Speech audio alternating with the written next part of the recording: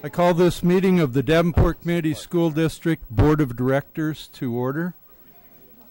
We'll start with our board priorities. Director DeFao, would you please read those for us?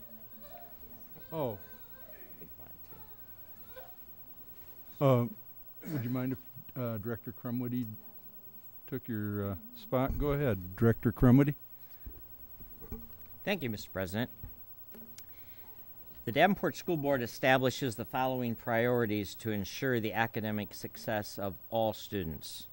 Our first priority, to provide leadership and direction to improve the overall learning environment in our classrooms, our schools, and our district, including the health, safety, security, and happiness of students and staff. Second priority is to direct and support actions, programs, and activities which reduce the impacts of poverty on our students, their families, and our community. Thank you. And Director Snyder, would you please read our mission and vision statements? Our mission statement reads, to enhance each student's abilities by providing a quality education enriched by our diverse community. And our vision statement reads, education that challenges conventional thinking, prepares all students to compete in a global society, and inspires our students, parents, staff, and our community to answer the question, what if? Thank you.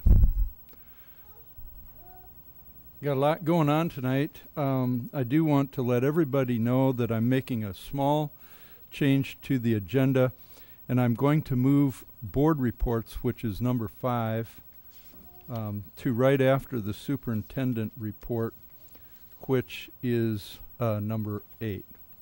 So we'll continue on with our student board. We want to recognize our student board members. We have certificates that we'll be handing out. Obviously, a lot of them weren't able to make it tonight. And we're going to ask for input. Bennett, you have a presentation of some sort, right? You want to go ahead, give us your presentation.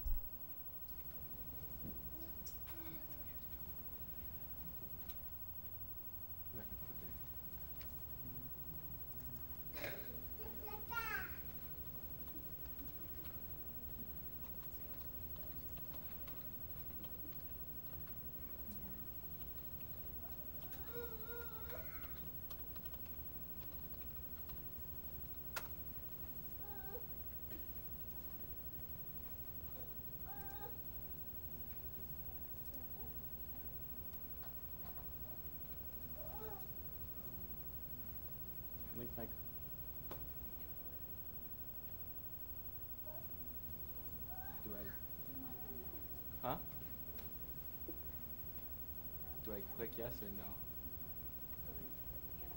Cancel? Okay. Thank you.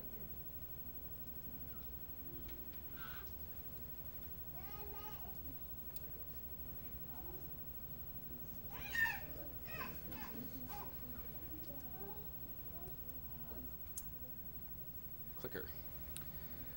All right. I was asked to create a PowerPoint on the stuff I learned in high school, so this is the stuff I have learned. I'm going kind of by class, so we'll start with orchestra with Director Michelle Otteson, and the number one thing I learned was make it idiot-proof always. If it's going to be loud, make it extra loud. If it's going to be quiet, make it so quiet they can barely hear it. I learned my F-sharps need to be about 3 millimeters higher on my instrument, and thrown batons are terrifying, you duck. It happens on accident sometimes, but you still duck. Music has very practical applications. It definitely helps with tests and stuff. Something with the brains, it's above me. And orchestra students have a great sense of humor usually. It's a great class to be in. Next I have calculus with Mrs. Buckley. And the 4 steps are how you do calculus. When in doubt, you derive, and if that doesn't look right, you integrate your problem. When that fails, because it does sometimes, you write stuff that looks smart or try anything you can. That's how you pass the AP test. And number 5, the stuff is like cancer. It spreads through your entire life. I'm still finding things. The class ended an entire quarter ago. I found some stuff in my shoes the other day. It's quite an interesting dilemma I have. Geometry, something about triangles being good. I don't remember geometry at all. Squares and stuff. I learned the Pythagorean theorem and the quadratic equation. That's the only two things I remember from geometry, but I made it through the class, so I guess it worked. My mom is awesome. Hi, Mom. See, you did have to come. Next, I have Spanish 2 by Michael Van Holle. Learning is just as important as having fun. How do I? Okay. Really, Mom. Really.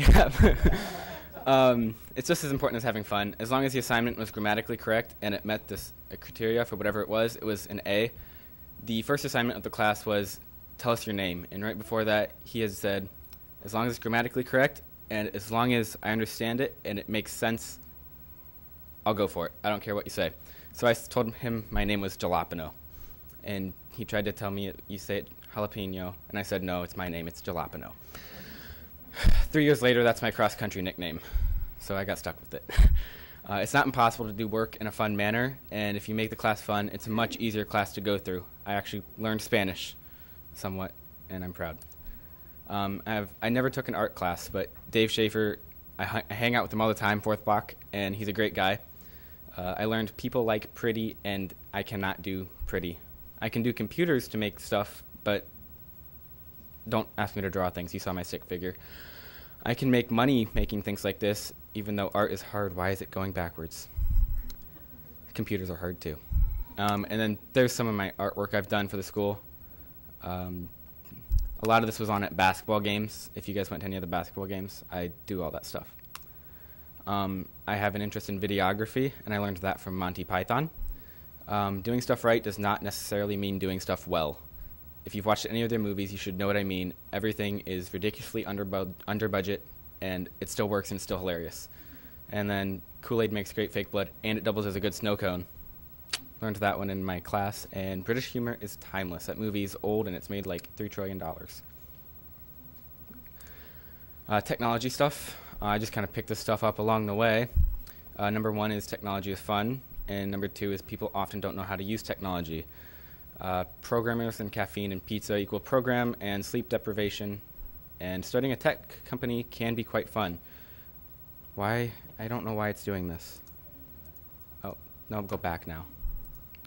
That's my business card, and I also made that myself.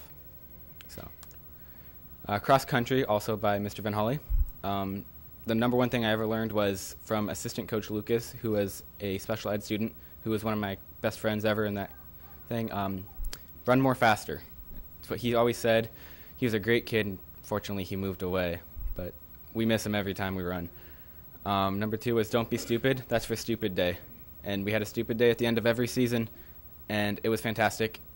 Everyone ran and ate copious amounts of food, and some people vomited, and dizzy bats are horrible. They drop cross-country runners like flies. If a runner falls in the forest, he doesn't make a noise. We know this one from experience because we were running in trails and we lost a kid. Turns out he fell down a hill and no one knew. We had to go find him. I learned that you do stuff for the people. You don't do it for the event. The people are what make it great. So even if you're horrible at it, like I wasn't very good at all, you do it for the people and it's great fun anyways. There's a wall you will hit when you're running, but it's not your limit and you can push through it. And in general, how to be a better person and teamwork.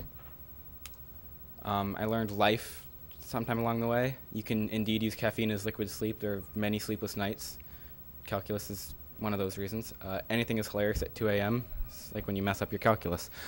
Life is many shades of gray. It's not just black and white. And if you never do anything foolish, you will never truly live. Stay out of trouble, though. Don't do stuff just because you can. Miscellaneous stuff. Is stuff I picked up alphabetical order. There's no reason for it. Mitochondria is a powerhouse of the cell. Centrifugal force is not actually a force. It's something else. My cursive is way worse than my print, and you know it's not. My print's horrible. I think we learned long division somewhere like in 5th grade. I forgot it. I can divide polynomials and partial fractions. I don't know how that's more useful than long division, but it is. And we used MLA citations, and APA is way easier. I prefer that over MLA any day. Miscellaneous continued. I learned how to procrastinate effectively, so I got good at it. High school goes way too fast, guys. I'm kind of sad it's already over. And GPA isn't worth anything once you actually do stuff in the real world, so don't be too scared about it. First impression is extremely important, but can also be extremely useful depending on how you use it. And seriously, high school is only as fun as you make it. Some advice to students present, which I think we actually do have some here somewhere. Do stuff. Whatever you do, just do something. I don't like this. Do anything. Get involved somehow. Live a little. Go to the dances. Go hang out at the basketball games with your friends. Live. Cross country is insane. Try it. If you think it's horrible, it is. But it's great fun along the way. And it really boosts your metabolism. Never say no because you think you'll look weird. That's a pretty good indicator it's fun. That one I definitely did learn. And I would have had much less fun if I said no all the time. Mistakes will be made, but the past is the past and you can't change it. Learn and live on. I learned how to do presentations at the Innovation Institute. They can be faked, done on topics you have little knowledge about, or done at the last minute. And you will still do fine on them. Confidence will make the said presentation very effective. And note cards are great. I forgot mine at home today, but even if you have blank ones, it's great. They don't know they're blank. And if you treat class like a joke, all you have to do is tell it well.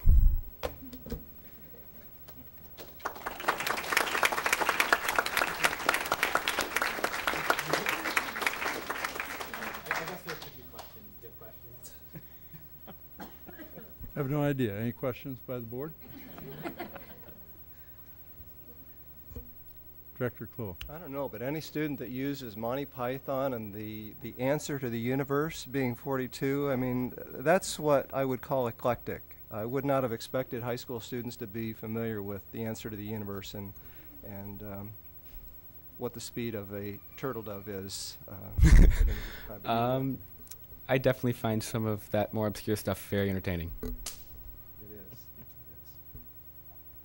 Anybody else? And it's a swallow. Director DeFile? And I have to say that is probably the most creative presentation we've ever had, Bennett, and thank you very much for starting the tone off right tonight. You are very welcome. Anybody else? All right. Well, we have two more student board members. Rachel, do you have any words to share with us? Well, I don't really know if I can compare to that one. It won't be as funny, I promise. I was a little uncertain as to how to go about this, so he had the right idea. But I kind of talked about a little bit, came up with some ideas about what I learned within the senior year and how it was effective.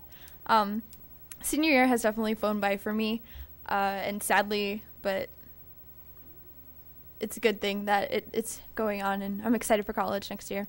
But it has provided me with a lot of opportunities to do, and this year was more so of me taking classes that I really wanted to take more so than like the required classes, and I really enjoyed them. It was a good way to wrap up my high school career. AP English this year was the only like real class that I had to do like outside schoolwork and learn from that wasn't really like on the docket for stuff that I like as a activity do. I really enjoyed learning from it. I had beneficial learning from it to comprehend literature and write well-funded essays for scholarships for college. So it was good. And otherwise, I was really able to enjoy high school by being in things like band and choir throughout the entire year. What's more important than the classes that I took, though, are the things that I got to do. So I was involved with things like band and choir and show choir and color guard, theater, student council, a whole list of things. But the biggest thing that I learned from that was that it takes more than one person to make something wonderful. There's definitely no I in team, and if there was, no one would really enjoy the product that you came up with. And my participation here at school board has also taught me quite a few things. It really opened my eyes to the overall grand scheme of things and how tricky this is for all of you guys. I definitely gained a lot of respect for all of you. I mean, I had respect, obviously, but I learned a lot more, and you guys, you do a lot for us, and I thank you for that.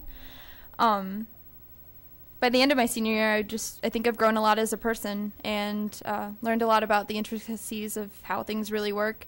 And hopefully I can take that with me to college and use that there and learn more about it. And overall, just have a great life. So that's that. Thank you very much. Are there questions or comments for Rachel?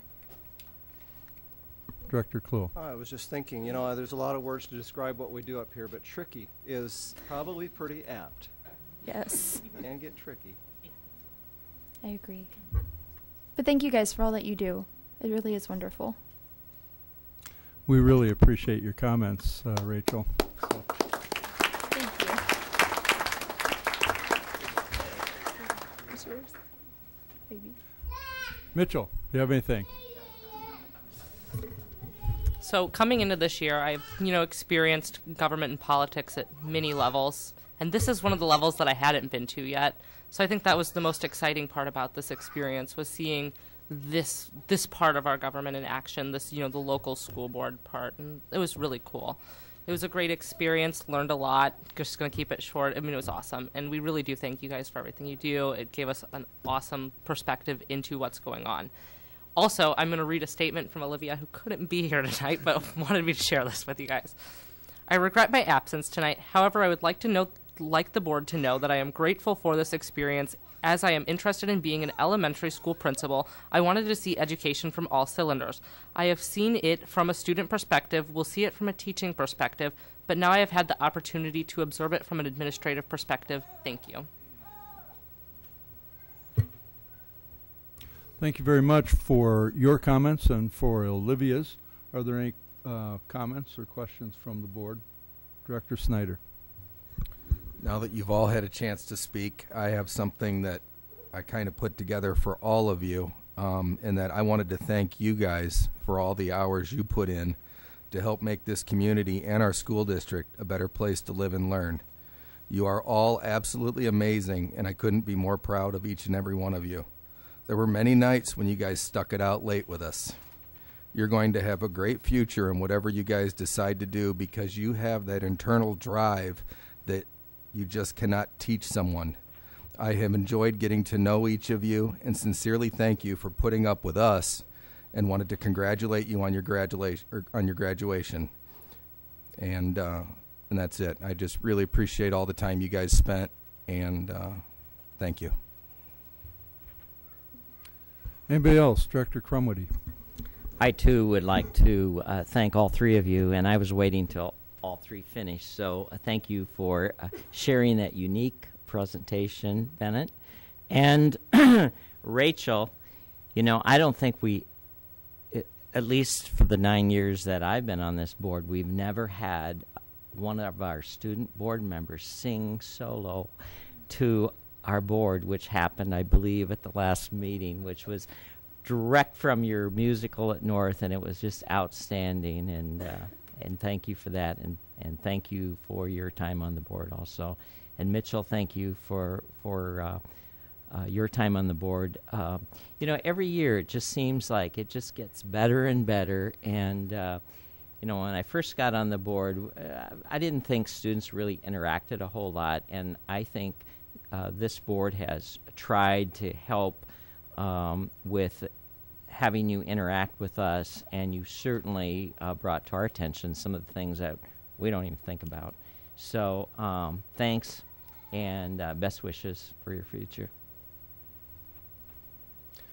Director Dickman. I really enjoyed getting to know all of you. Unfortunately, only 3 of you can be here tonight, but I'll say that too. I don't think that we can at all take credit for your talent or your humor or your dedication, but we at least successfully didn't squash that. So we'll give ourselves a round of applause for that, I guess. But no, I think you've been very interactive, and you've come forward when you had an idea or just whatever struck your mind. And I'm really looking forward to hopefully hearing about where you go in life, because I think that there will be some really exciting success stories. And make sure you tell them that you came from Davenport Schools, so they know where to send their kids when you make friends in the adult world. Anybody else? Director Hayes. Although I've only known each of you for a short period of time, I do want you to know that I've enjoyed you and at times been amazed at your comments and your interaction and just the maturity of your positions and the pride that you take within them. Anybody else? Director DeFau. I guess I would say anytime you become the fifth person to thank a group, it becomes somewhat redundant. And I do think Director Dickman called us fun suckers, but I'm not really sure. But in the meantime, you know, thank you for all of your hard work this year. I mean, anybody who's been here recognizes how truly busy and invested all of you are in the schools, and that you really are student leaders. And I know that you'll continue to do that as you start in the next stage of your life in college. So thank you all for helping us be better board members, because you really have. You've helped us make better decisions, and it's truly appreciated. Anybody else? Director Kluhl.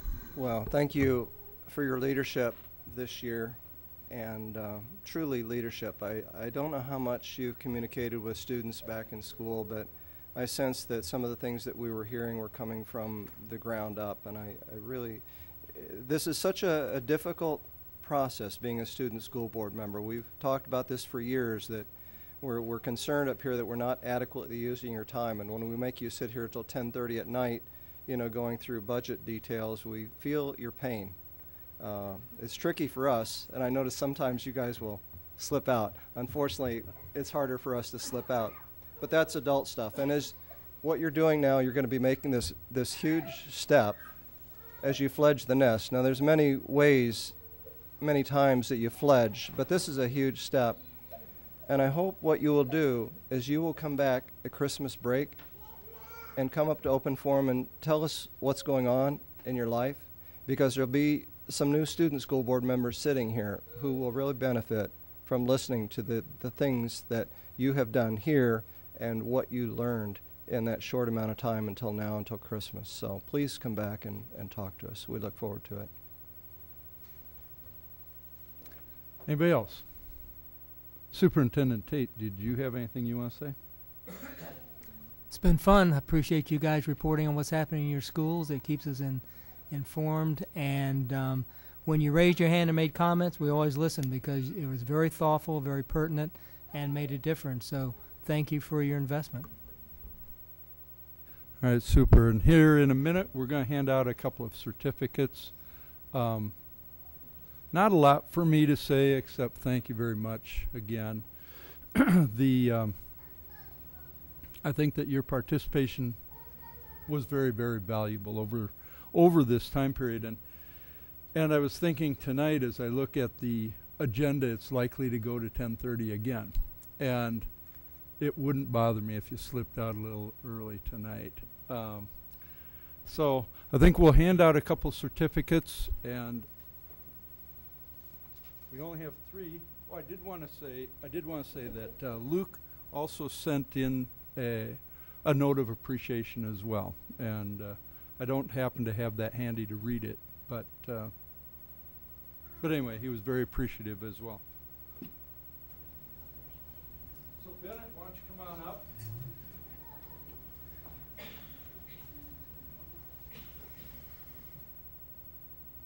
It's just a certificate in recognition of your service to the youth in our community and for serving as a student board member for the Davenport Community School District for the 2014-15 school year. This award is presented to Bennett Robertson McCoy. Thank you very much.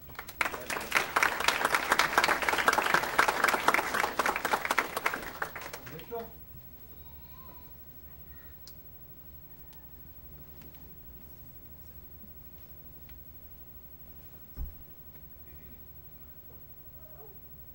I'll say the same thing, but in recognition of your service to the youth in our community and for serving as a student board member for the Davenport Community School District for the 2014-15 school year.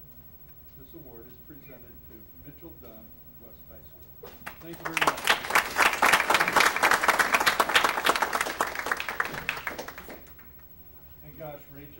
think about that singing frequently, but I won't ask you to do it here tonight. But in recognition of your service to the youth in our community and for serving as a student board member for the Davenport Community School District for the 2014-15 school year, this award is presented to Rachel Garlick from North High School. Thank you very much.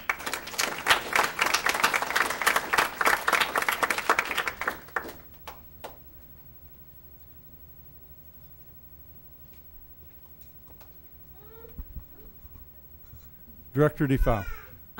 I was reminded that as you leave this evening, you're welcome to take your nameplate out of the holder and take that with you. And if you'd like to take those of your counterparts, and feel free to do that as well.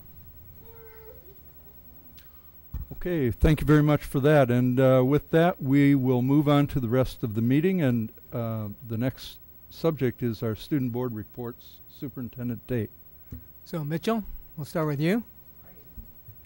So this weekend was the State Music Festival at Bettendorf. Our choir took home a Division I rating, which is the first time we've had a Division I in about 4 years since our new director, 3 years since our new director took his place. And hopefully we can continue a long tradition of getting Division I's for our choir. Another thing that happened is our Charity Week wrapped up. We raised over $6,000 for the Wounded Warrior Project. And one of our sophomores, Ethan Jones, will be going to, I believe, Norway next school year as a foreign exchange student. Okay,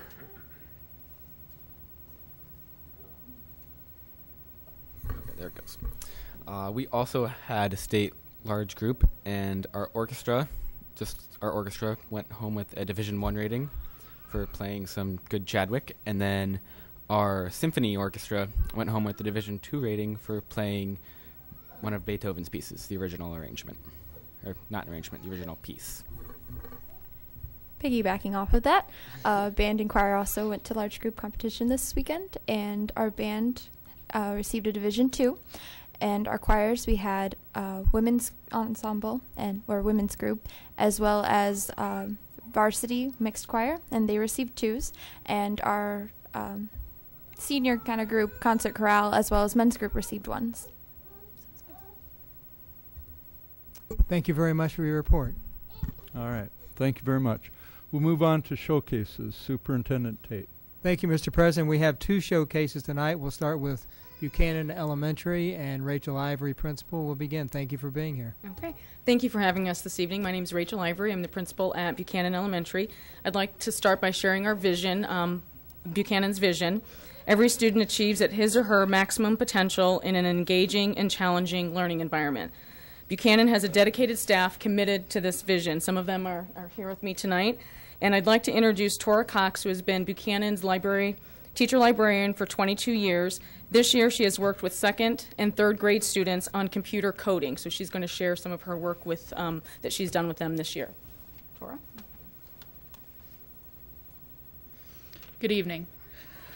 In February, I was able to attend a full-day workshop at our AEA presented by Dr. Ben Schaefer of UNI, and he was presenting on a website called code.org, which is a free website that teaches coding using a drag-and-drop method.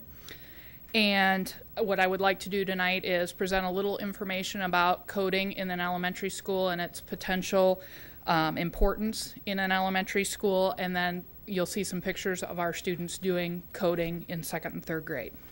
First, I'd like to start with a short 2-minute video about coding. Software and computers.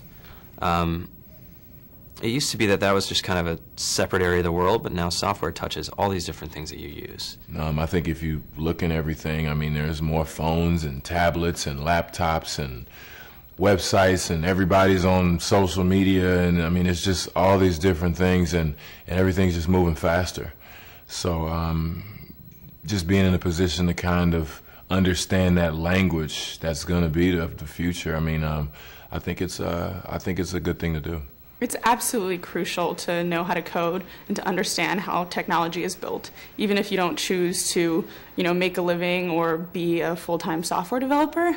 Understanding how software works, which is something that affects everything around you, from your purchases to, you know, how you eat and just how everything works nowadays. It's really important to be able to know how it works so that you are not sort of a victim of other people's choices. It's important for these kids right now, starting at 8 years old, to be a citizen on this planet. Hey, whatever country you're from, to read and write code. You know, if you wait until you're an adult, you probably will never do it. I always felt like if I didn't learn how to program, it would be like not learning how to read. You know, the future would just be closed to me. When I think about what we're going to be teaching in schools 5, 10, 15 years from now, I definitely think that computer science, or at least basic programming, is going to be as important of a skill as being able to do basic reading and writing. And I think we're going to look back and wonder why it took us so long to get to that point.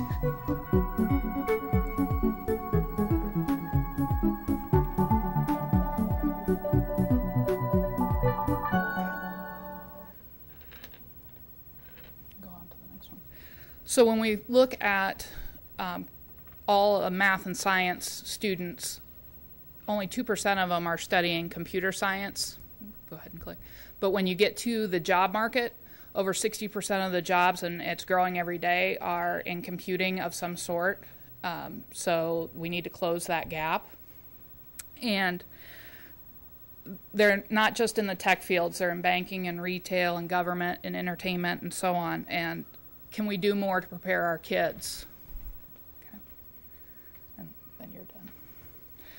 So I've been teaching coding using the code.org website to second and third graders since the very end of third quarter, and these are some of my students working on it.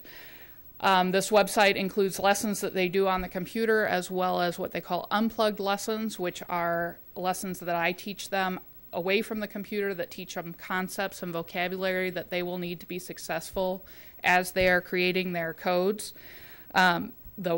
The website provides puzzles that the students need to work together to develop the code to work through the puzzle, basically to make the computer perform for them what they want it to do. And that I have them working in groups, because when you go into coding in real life, very often you are working with other people, developing your code, checking your code, making sure it's working the way you want it to work. The excitement I've seen in these kids has been amazing. They can't sit. A lot of them are standing. They're giving each other high fives after completing each of the puzzles. The cooperation and the collaboration among the kids has been great. There's not really been any arguments in the about 8 weeks that I've been doing this. It's been fun to see the strategies they use. Some groups decide to put a little bit of code and try it and see if they've got that part right and then add on to it. Other groups choose to write the entire code and then run it through and figure out where the problems are and fix it from there. And we've been doing this about 8 weeks, once a week, and it's about 100 kids that in these 5 classes that I've been doing this with. And not once have I heard a student walk in to the computer lab and say, "We're doing this again." They're really, truly loving this, and so am I. Thank you for your time.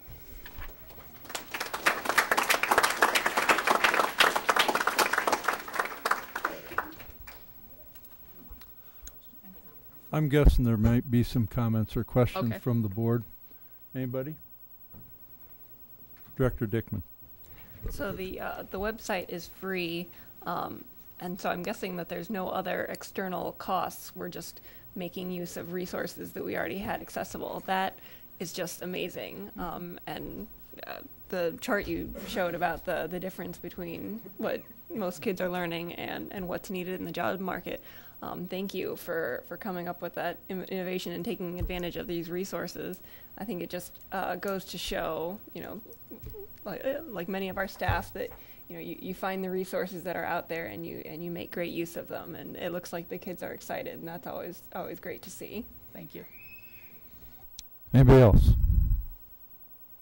Director Hayes. I find it amazing that a second grader is interested in that and actually learning how to do it. but I guess it's not really surprising because they're with iPhones, iPads, computers, and everything, so it's probably just another step further. But I think it's an interesting concept to start that young. And it's nice the website uses things that are familiar to the kids, like Angry Birds and some other things for part of their puzzles, so the kids are understanding how the things they're doing on the iPad is created. So they're seeing, you know, oh, this is how they make it do that. Okay, I get it. So, Director Crumwitty. Thank you, Mr. President. Tara, I've known you for a long time, so you've always done a lot of creative things, and I've heard that from staff that has worked at Buchanan. So thank you for this. I think, wow, what an opportunity the kiddos at Buchanan are having right now. And I want to just ask a question about the video. One of the fellows in the video talked about he really felt coding was going to be just as important as reading and writing. Now, as a librarian and a media person, do you think he's right on with that? well, it is the direction that the world is going, and I will tell you that I'm using a different level of this website with my second graders as opposed to my third graders, but with the third graders, they absolutely have to read to be able to figure out the code and what they're doing and what it's telling them needs to be done to fix whatever they've done. So I think they're kind of going to be integrated. Obviously, as a librarian, I don't want to see reading go by the wayside, but this is showing kids another purpose for reading, for understanding what you're reading and solving things based on what you've been told. Thanks. Mm-hmm. Director Kluhl. Well, who's going to dispute Mark Zuckerberg and Bill Gates? Say it's the right thing to do. I played tennis with a kid the other day. He's 21, just graduated from school in computer science, and he had a job offer before he got out of school and has since declined that for a better offer. So it's interesting to think that coding is another language, and that kids by the age of 7, your ability to start to comprehend foreign languages starts to diminish. Yeah. So why not second grade? Right. Anybody else?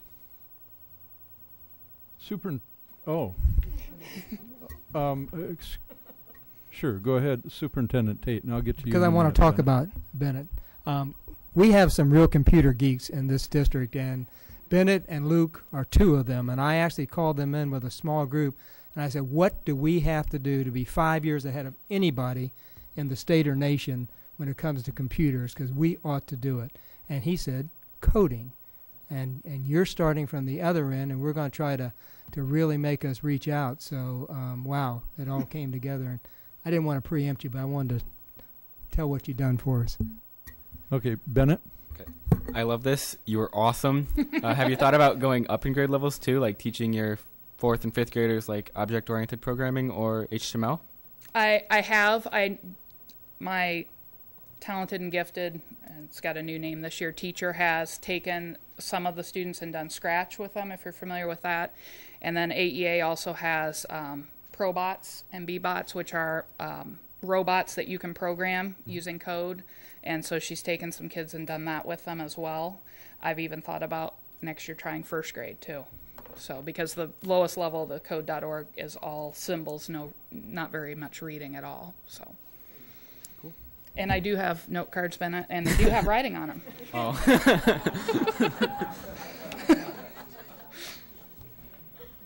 That's super.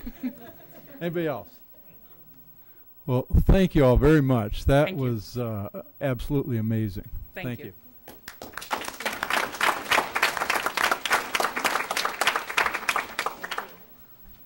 All right, Superintendent Tate, you have another showcase. We do. We have Smart Intermediate School and Cami Montoya, and looks like others. Thanks for being here tonight.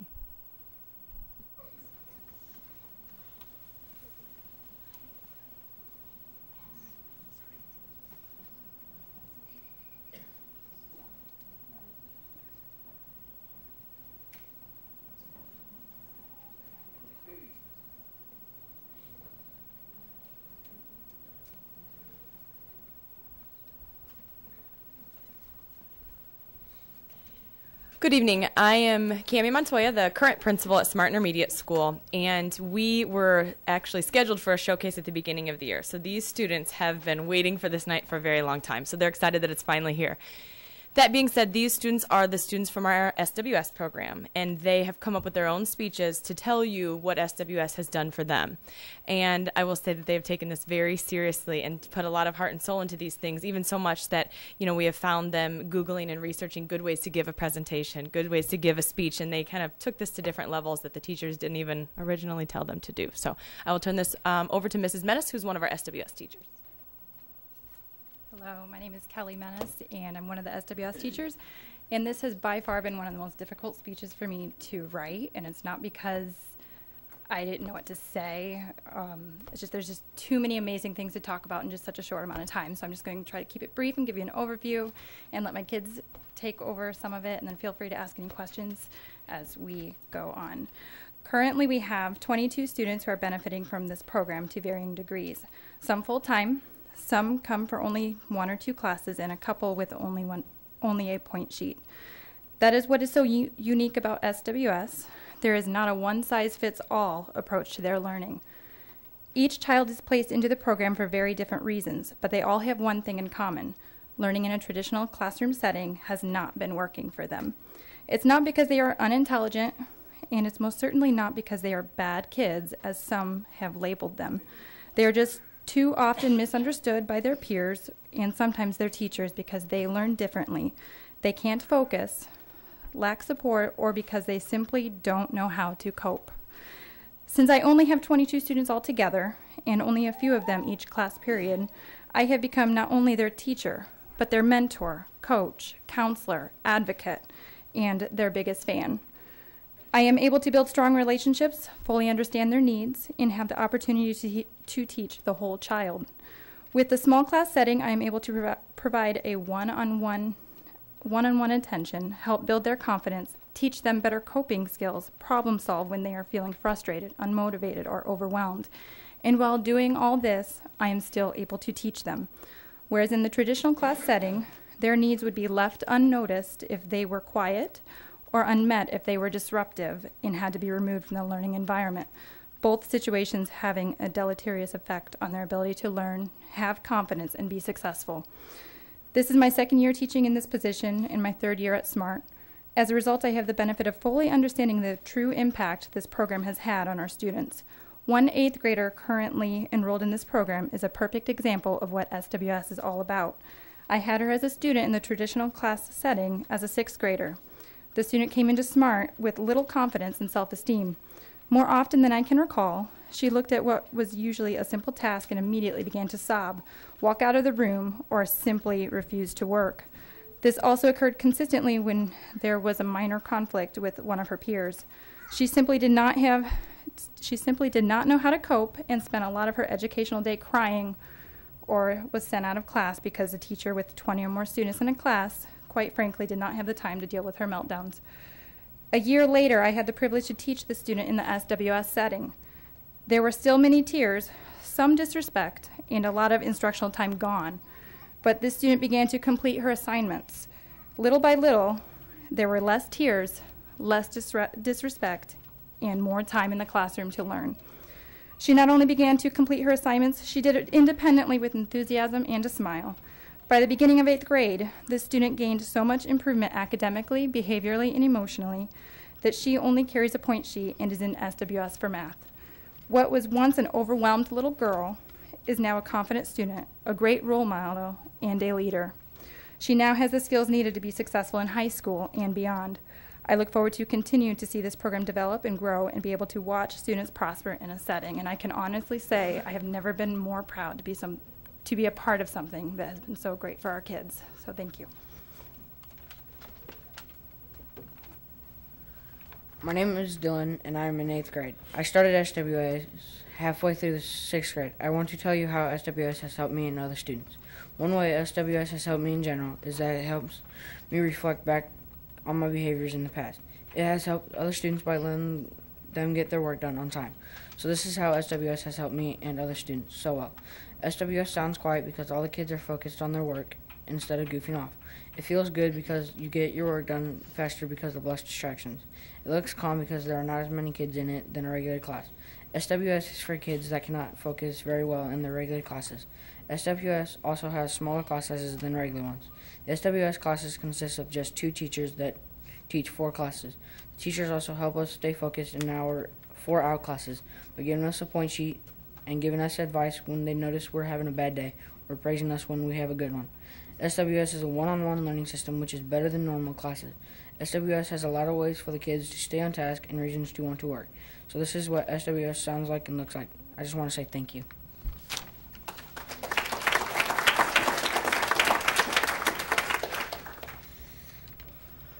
My name is Ann Lawton. I'm in 6th grade and I was put in SWS because I have a hard time focusing in class.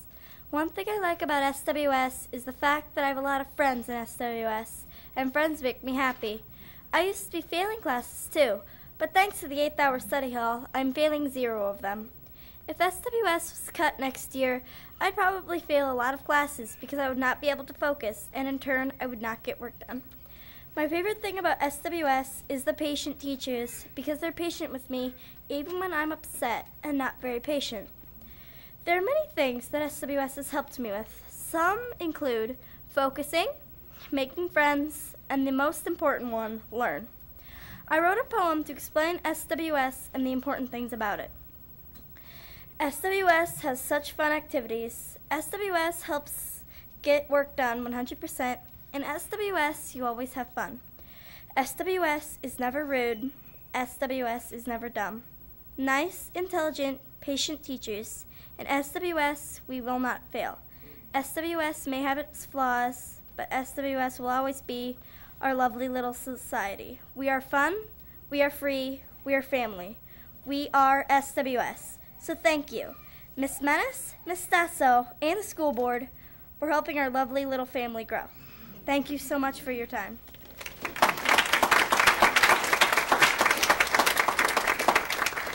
Hi, my name is Sella. I'm in 6th grade. When I was in 5th grade, my grades were not very good. I used to get in a lot of trouble at Jefferson. But now that I have SWS, it has helped me a lot. SWS is sort of my family. SWS sometimes sounds like a bunch of arguing children, but we are just sharing the love in a different way. The kids in SWS have a very strong connection with each other, even though we don't know we do. Even though we get in disagreements sometimes and in arguments, we truly need each other in the end of the day. We know each other's needs and how to help each other out. Every time someone gets transitioned out, we feel happy that they have done better, but sad because we'll miss them at the same time. The teachers are like the mothers. They also play an important role in our lives. They're there to guide you when you're in the wrong and to help you when you need it. That's what SWS means to me. Thank you.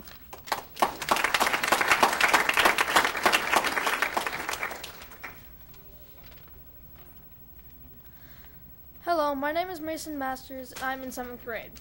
I was placed in SWS at the beginning of the 6th grade. These are the ways SWS changed me and my grades. It changed me because I made new friends. When I came to the school, I was nervous about getting friends. Now I have awesome friends who always look up for me. My grades improved a lot with the help of the teachers, Miss Menace and Miss Dasso. Probably heard this already, but my old school, I had F's and probably D's and B's. I came to this school for a fresh start, and I got it because of SWS. My grades went from F's and D's to A's and B's because of study hall. We have a study hall period where we work on missing work. If we don't have any missing work, we get to participate in incentive on Friday. Incentive is when we have no missing work, we get rewarded with things such as ice cream party, pizza party, or play the Wii. This helped me a lot because I have a hard time working on missing work at home.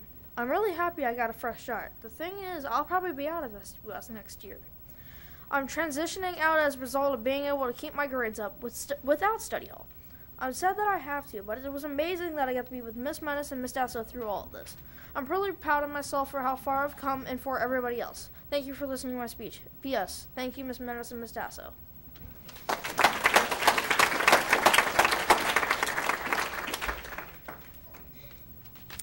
Hi, my name is Hannah Sneed, and I'm an 8th grader. I was placed in SWS last year.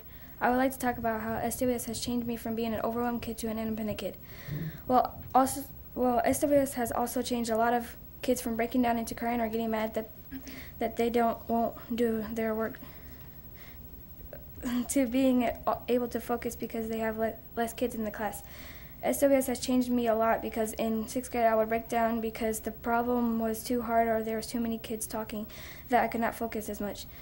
Then when they put me in SWS, that has all changed. I have become an independent kid and I get all my work done. I've been getting first honors in all A's and B's because of SWS.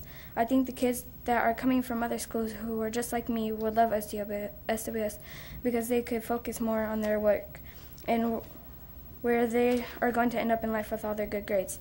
Miss Menace and Miss Dasso have changed everyone's life with those smiles that they have on every day. Miss Menace was the first one who helped me when I would break down and start to cry. She has been here for me all 3 years I have been at Frank L. Smart Intermediate School. Miss Dasso, on the other hand, has also helped me through a lot, including building my confidence in math, which used to be overwhelming to me. That has all changed with their help. Thank you for listening and hope in your time, I hope you keep SWS.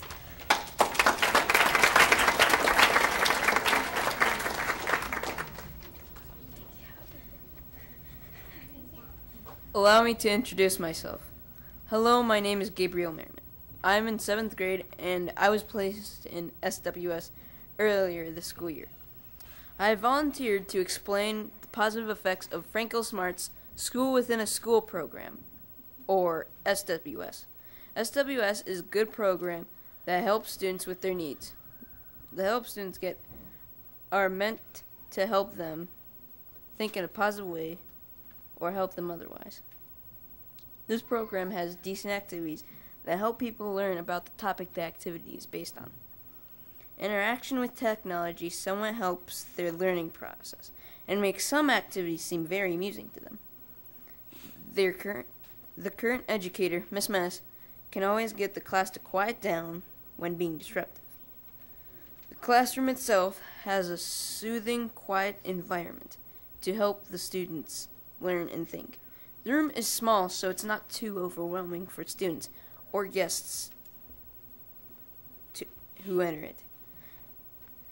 Those are the details of the positive effects that SWS has on troubled students.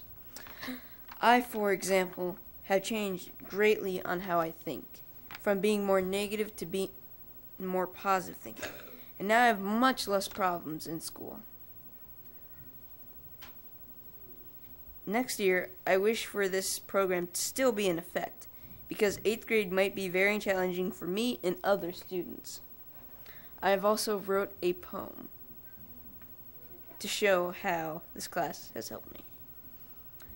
Sometimes life doesn't give you what you want, but life gives you what you need. I've been through all the tough times like I was drowning in the sea. I had nothing to pull me up, nothing to help me out, nothing to hang on to help feel safe and sound. But I climbed through it all like nothing was in my way. I looked my fear in the face and said, I'm here to stay. I kept moving on and I didn't hold back, and now today, it's fear that I lack. Thank you for your time.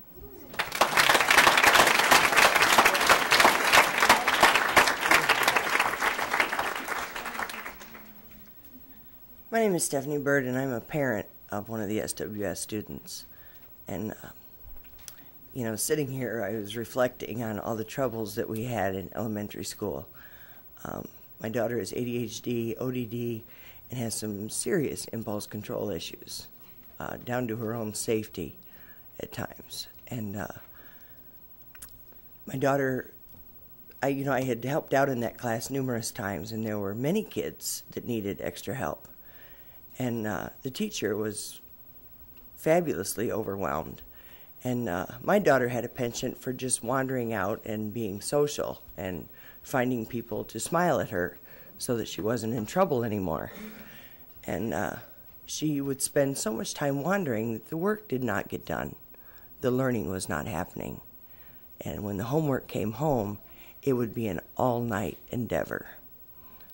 At one point, towards the end of 5th grade, 4th grade, we realized that Sella's homework had not been completed. She just had stopped bringing it home. And there were 2 months' worth to catch up on in the last 3 weeks of school.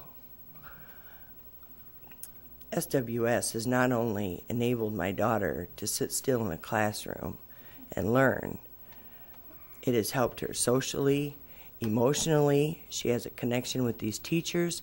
She has connections with the other kids in her class. It has helped her socially, and academically, my daughter has had first honors all year. And that sells enough for me. Thank you.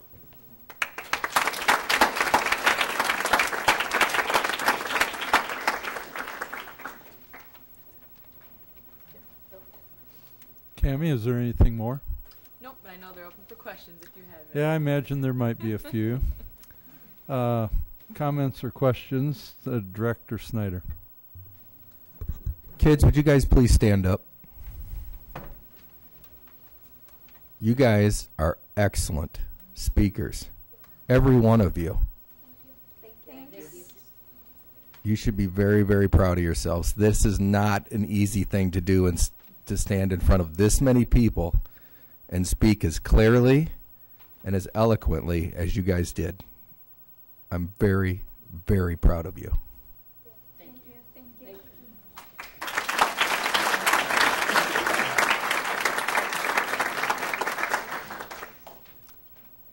Anybody else? Director Crumwitty. Well, first of all, Cammie, I want to first thank you. Thank you. I wasn't going to do this. I did this when they practiced, but I said I wasn't going to. Thank you for bringing this type of showcase forward.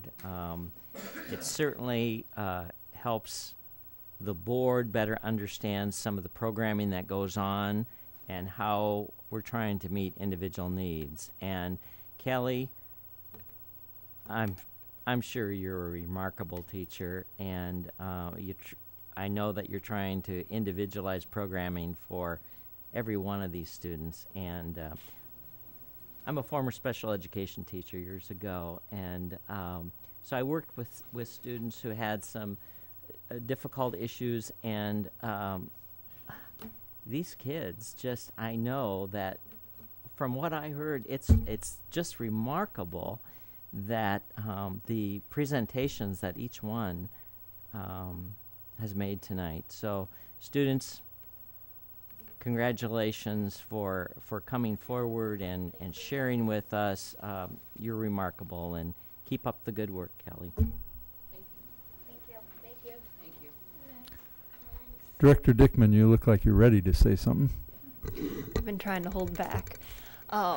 Wow, I don't even know if I can put into words how impressed I am, which all of you put words together quite nicely. I'm curious, just by show of hands, how many of you think that you could be like sitting up here on the board like one of us?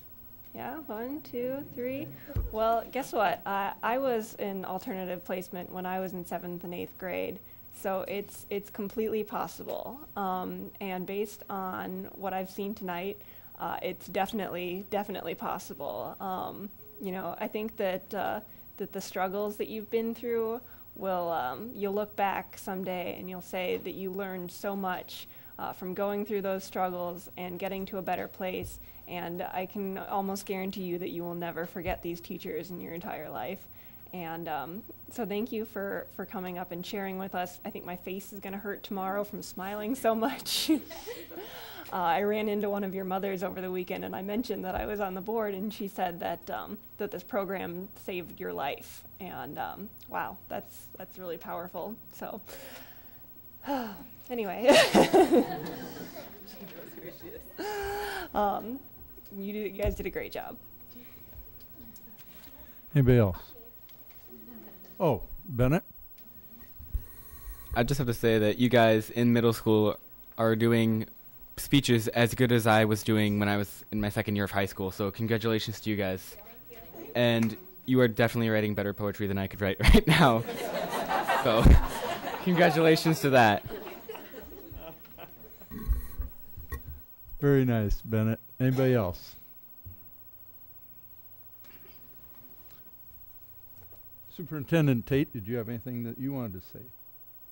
I just want to reiterate that we do everything in the school district to meet every student where they are, and this is one of the programs that does. Thank you.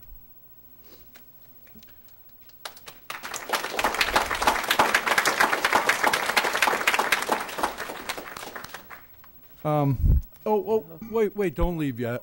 Sorry. That's my fault. I said I usually get the last words. And I thought a lot about everything you were saying, and I was trying to take notes on them, especially the poems.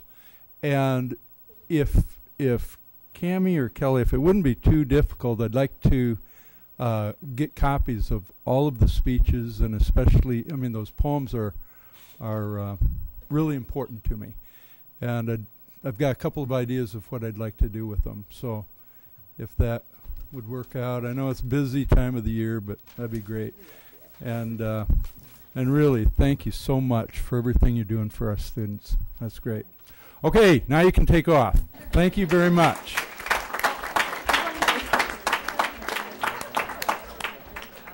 Oh, why don't you go ahead? I missed it. You know, while you guys are sitting down, just a thank you also to the parents out there that have supported these kids. We're only part of the solution, but parents are the first and best teachers. And in regards to the poetry, you know, we have this pictorial art up on the walls. One of the things we might do is put those poems up on the wall as well. All right, thank you for reminding us of that. Move on to communications. Upcoming events. Director Dickman, would you please read those for us? Sure. May 18th, 5 p.m. will be a special call open session. We're going to be having a joint meeting with the City of Davenport right here in the ASC Jim Hester boardroom. May 25th is a holiday. We will be closed. On Tuesday, May 26th, we will be having our regular meeting at 6 p.m. in the ASC Jim Hester boardroom. On the 27th, Wednesday, it was 7 p.m. will be the Mid-City graduation ceremony. And that will be at the Galvin Fine Arts Center at Ambrose. On May 31st, that's a Sunday, the graduation ceremonies. There will be 11 a.m. West, 2 p.m. Central, and 4:30 North at the iWireless Center. June 1st, 5:30, we'll have a committee of the whole in the Jim Hester boardroom. The June 2nd, 10 a.m. is groundbreaking at Central High School. I'm sure we're all excited.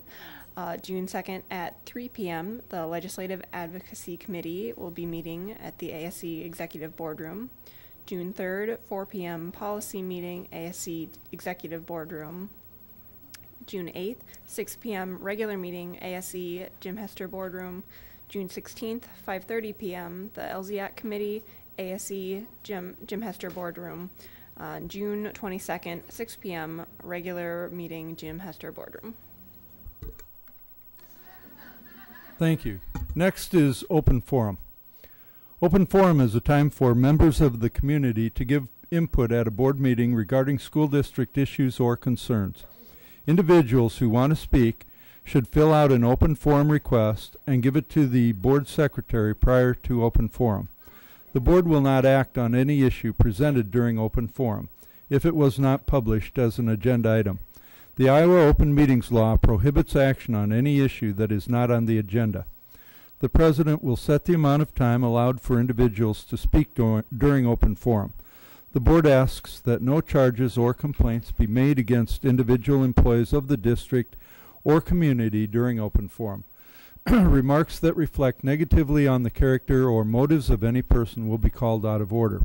We have several open forum requests this evening. Looks like about 11. I'm going to start with the first 5. In fact, I'm going to just say the first 4, and then we'll follow up with the last 7. The first open forum request is from Larry Robertson, and I've given Larry a special amount of time. He did ask well in advance for this, and so I'd like, in fact, to give him at least 6 minutes.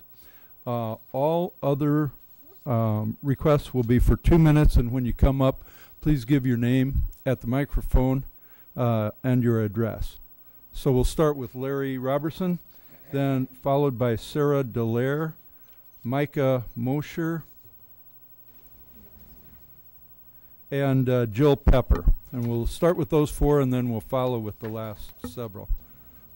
Larry Robertson. My name is Larry Robertson. I live at 1559 West 67th Street. To Dr. Tate, Board of Directors, to faculty and staff, parents, and community.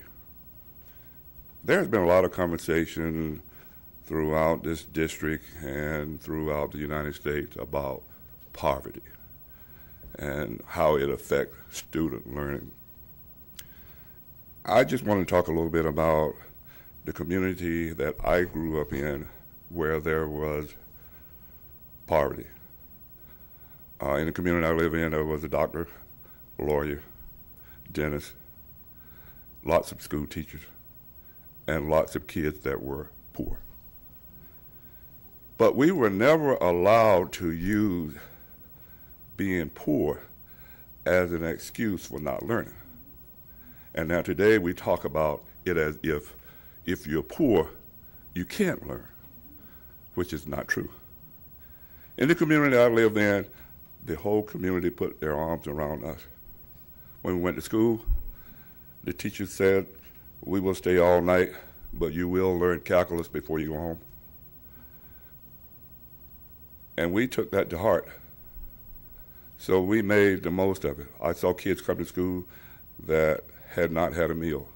And I always wondered why the teachers had these really large bags. And there were food in those bags so that kids could eat. Whether we had money, didn't have money, whether we were poor or middle class, we were all the same. We put our arms around each other. We went to each other's house at night. One night it was calculus. One night it was English. One night it was French. And it was at someone's house. And oh, by the way, the most perfect situation that you could have was that after 6 o'clock, and if you got stuck on calculus, you could go to your calculus teacher who lived across the street. And she would help you get back on track. Being poor, but no excuses. And when you go to the barbershop, they would say, how are you doing in school? And you thought, this just goes on and on. And you would go to church on Sunday and your pastor would say, where's your report card? This never stopped. Being poor was not an excuse for not learning, because everyone made sure that you were about the business and that being poor was only temporary. Because if you got a great education, you were going to move on. So we did, and the thing that I like most about what we did was when I was a 5th grader, we adopted 4th graders to make sure that they were ready to go to 5th grade, and so forth and so on up the ladder. So finally I became a senior, and I'm off to college. And I said, I don't have to show my pastor my report card anymore. So it came on after the end of the first semester and went to church on Sunday. The first thing he said, where's your report card, boy? So I had to show that. So people cared about us, and they always talked about learning and that it would take care of where you are now if you do the things that you are supposed to do. So church organization, they always had food for summer activities. And you go to school and you didn't have anything to eat, and someone would always give you something to eat. And I can recall going off to college, and I had $50 in my pocket. And that was supposed to last me until Christmas time. And I'm going to tell you, I made it last until Christmas time. Being poor, but no excuses. I heard people in my class talk about someday I'm going to own a McDonald's. Someday I'm going to be president of a bank. And they lived out their dream because in our community, which was poor, there were people that loved us and said that you can do it. Your circumstances is only in the moment. And there were kids that were homeless that were maxing out ACT and the SAT and going to the Naval Academy, but they were poor. But it didn't define who they were. And now today we talk about poor kids as if they can't learn. So we have all of these poor kids, so what does that mean? That we're going to leave them behind? No, it's not. You show them some love. And you have people like this who should pick up the next class and make sure that they are ready, so that when they leave, they know that they're going to be in good shape. And when I go home each year at 4th of July, all the people that I went to school with that are still alive, we all go back and we give back to where we came from. We give out 10 to 15 scholarships every year to make sure that we are uplifted. So when you talk about kids being poor, remember, they are somebody too. And they can learn just as well as the kids who have everything. So remember, when you say that somebody's poor, it is only temporary. And when I think back from where I was, and I think about where I am today, and my friends, I too was one of the poor ones that I got out. And most of my classmates got out. Out of 200 and some kids in my graduating class, most went to college, trade school, the Marine Corps, the United States Army. But we were about doing good things. So please, when you talk about kids being poor, talk about them achieving and not about that being their circumstances. Thank you very much.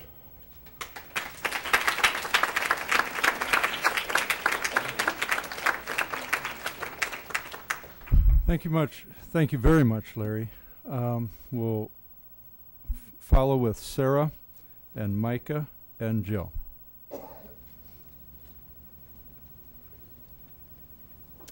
My name is Sarah Delary, 2866 Forest Road in Davenport. I'm here to talk about the 0 to 2 program. We have a son that's 2 years old. He's been in this program since he's 9 weeks, and he has learned more than I ever thought possible in his 2 short years of life. We have 3-month-old twins, and to think about the fact that they may not get the same opportunities that he has had is just sad. There's no other program out there like the one that we have. There's no staff out there like the staff that we have, and it just wouldn't be fair for them to not have this opportunity. We all know that the brain develops the most in the first 3 years of life. So why would we not want to put our money and our investment into a program and get more children in this program, in the 0 to 2 program? And I know we want to get as many 4-year-olds as possible in before kindergarten, but if we can invest in this program, they're already going to be there. We don't have to go down and pull them into our programs. They're there. So I think our investment needs to be down with the little ones and invest in them and show them that we care about their education, even before they know what education is. Thank you.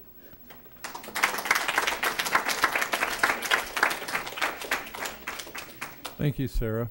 Next is Micah. Hello, I'm Micah Mosier, 1717 East 31st Street, Davenport, Iowa. So imagine this, a lifelong Davenport citizen planning to start a family, and knowing what's important, he starts identifying and differentiating child care programs in the Quad Cities. And he's doing this for the biggest investment of his life, his brand new son. So in doing this diligence, he interviews friends and family in the Quad Cities.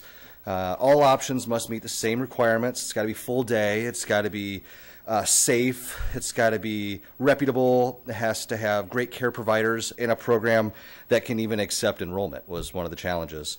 So that person was me, Micah Mosier, and that investment was my son, Martine Mosier. And some of those people that I interviewed and talked with were Davenport school teachers, Davenport bus drivers, and some of you on the board. So what led to my final decision? So comments like this, that this Davenport Community School District was so proud to put in their marketing material. I just want to read it back to you. You may remember this. Learning environments. Children's villages are a statewide model for early learning centers and accredited by the National Association for Education of Young Children. This is out of your mouth, not mine, but you were really proud of it and put it in this flyer. So I'm now going and shopping for child care, and What led me to my final decision? Well, it's exactly what differentiates the Children's Village. It was, it's an education, not childcare that I'm looking for. And I chose the Children's Village East. And I'm proud to say that I made that decision. And I'm proud to say that it was worth an 11-month wait. And I'm proud to say that I pay full tuition. And I'm proud to leave my child with Miss Sherry and her team at Children's Village East. And why am I proud? Well, even as a new parent, I can see that the advantages that I know that you have given Martine in the Children's Village East program. So I'd like to say, will you be proud of your vote tonight? Thank you.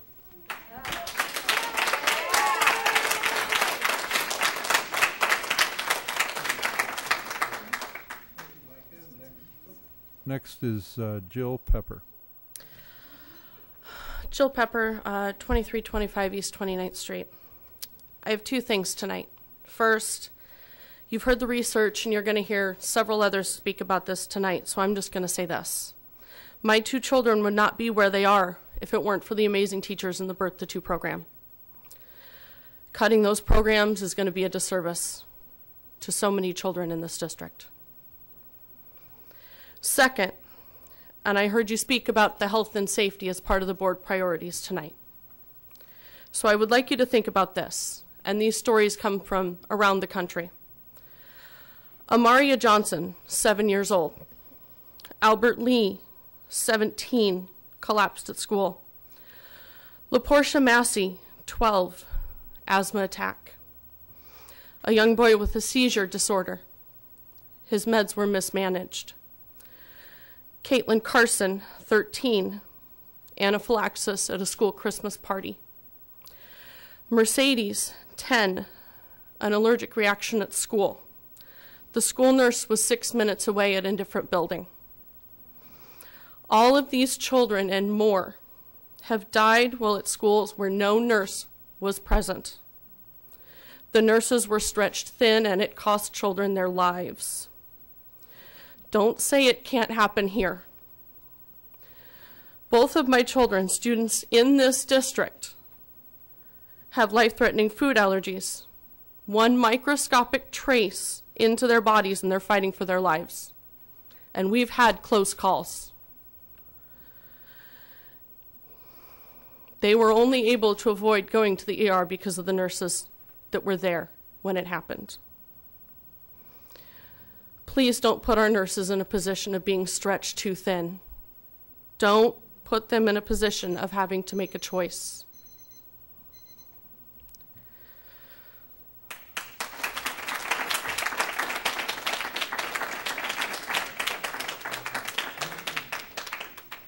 Thank you, Jill.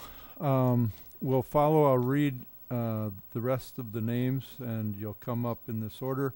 Amanda Baxter, Angela Brooks, Beth Swanson, Julie Cockworth, Kathy Bartleson, Melina Mosher, and Brad Kempnich. Excuse me? No, we had Larry, Sarah, Micah, and Jill. Thank you for checking that. You're Amanda? Yep. Okay, go ahead. Amanda Baxter, 3523 West Lombard Street, Davenport, 52804. I first spoke to you a few months ago where I introduced myself as a lead para in a 2-year-old classroom at Children's Village West. I told you that although I'm not a certified teacher, I do have my bachelor's in science degree in psychology, associate's degree in biology, early childhood education diploma, and my CDA. I was hired as a lead para specifically because of my higher education, as all the leads have been until now. When I spoke with you last time, I invited each of you to visit my classroom and see the program for yourself before tonight's vote. I want to take this opportunity to thank you, Dr. Tate, for taking the time to visit us and seeing for yourself how incredibly amazing and distinct our program is. You got to see how hard we work for the education of our children. I'm asking you one more time, as you look out into this audience of parents and children and staff tonight, to please reconsider eliminating the birth through 2-year-old program at the Children's Villages. We need to work together to find another way. Thank you.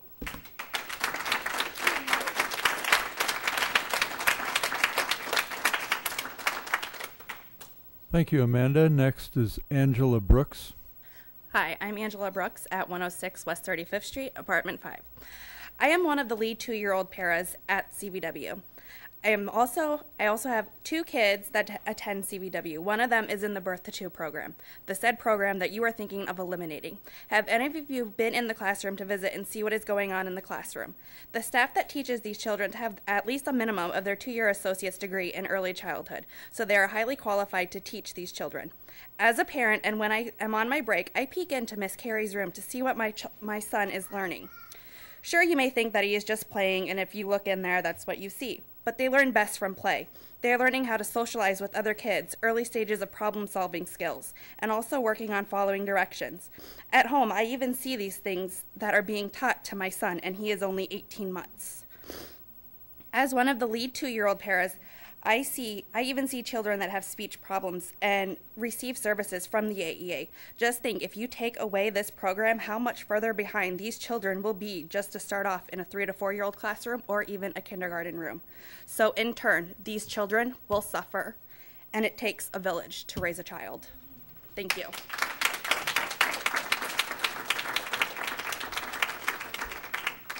Thank you, Angela. Next is Beth Swanson.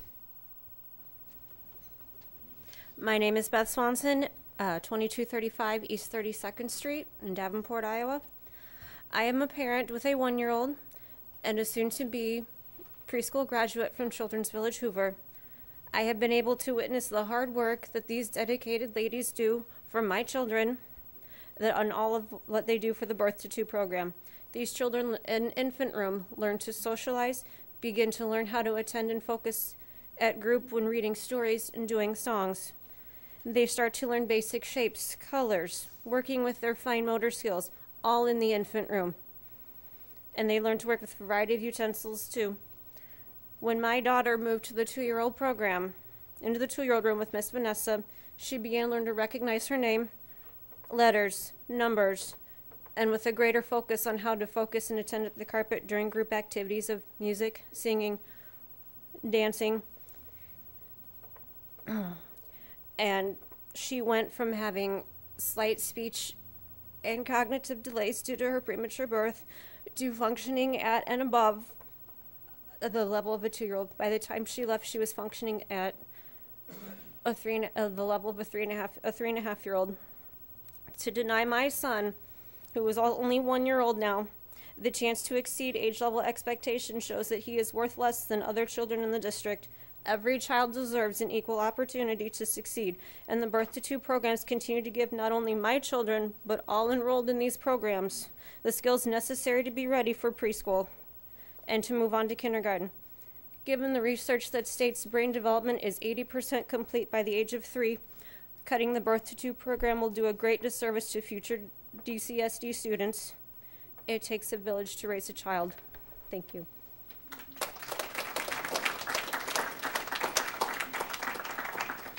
Thank you, Beth. Next is Julie Cockworth. Julie Cockworth, 1528 Robeson Avenue in Bettendorf. I wish I lived in Davenport right now, because I can't vote or have a say in anything, but my life is affected by this decision for the Birth to 2.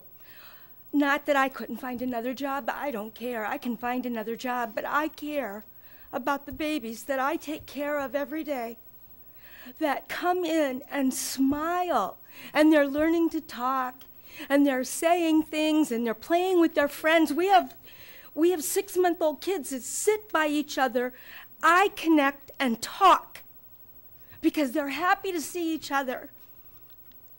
One of these moms does not make much money. She gets help to pay for things. She has said she will have to quit her job if there's no care for her son, putting that baby further into poverty and making it that much harder.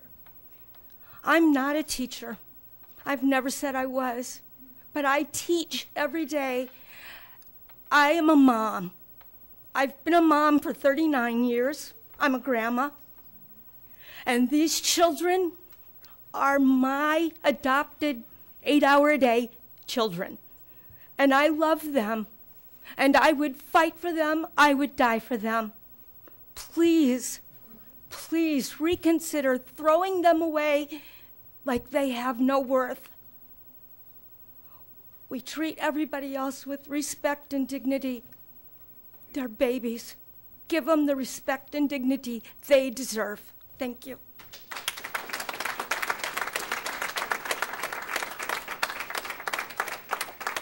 Thank you, Julie. Next is Kathy Bartleson.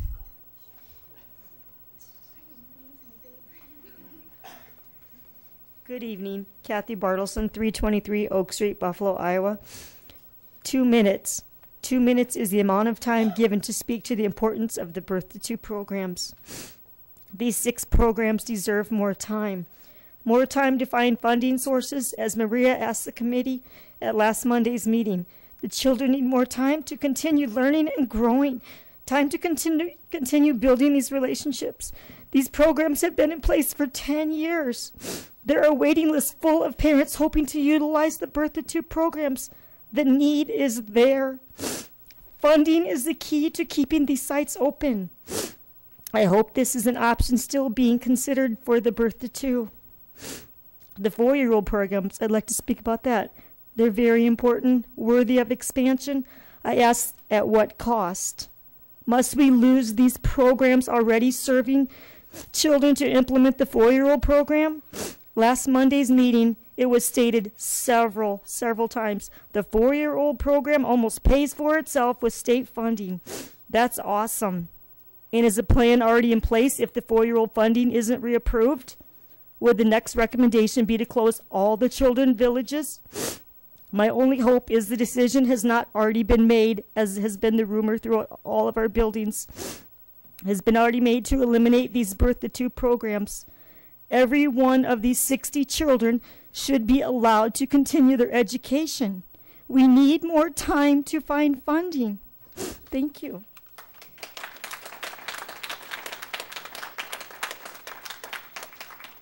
Thank you, Kathy. Next is Melina Mosher. I apologize if I mispronounced that. Melina Mosher, 1717 East 31st Street, Davenport. As a parent of a child who attends Children's Village Hoover in the infant classroom, I am extremely concerned about the impact it will have on my family and my son if the school board decides to remove the 2-year-old classroom in 2016-17. In short, my son will be discriminated by his age group and be left without education for about 6 months, half of the school year. This is not only going to affect his development, it will also affect his emotional well-being because he will have to go to a different early learning facility with different instructors. As a full-time working parent and a tax-paying resident of the city of Davenport, I strongly believe that my son should have the same education opportunity as other children in the state of Iowa, regardless his age. There is no other place in our community that offers the quality and type of education that the Children's Village programs do, especially with a diverse learning environment for young children. As an individual who was born and raised in Mexico, it is very important to me and my family to raise our son bilingual in a developing and nurturing environment. There are numerous studies that prove that the first 3 years of life are critical for brain development. It is also known that this is the best time to introduce and teach a second language to achieve academic and social success, which could only be done at high-quality early learning centers like the villages. I have no words to describe how concerned I was about language delay raising my son bilingual. I did some research and came to the conclusion that the best option for him was to begin his education at a very early age and expose him to English at school and Spanish at home. The waiting list to enroll my son at Village Hoover was long, but worth it. Members of the school board, please consider the option of keeping the full-day programs for the infant and 2-year-old classrooms at the villages. My family will be happy to invest a little bit more tuition if necessary. Thank you for your time.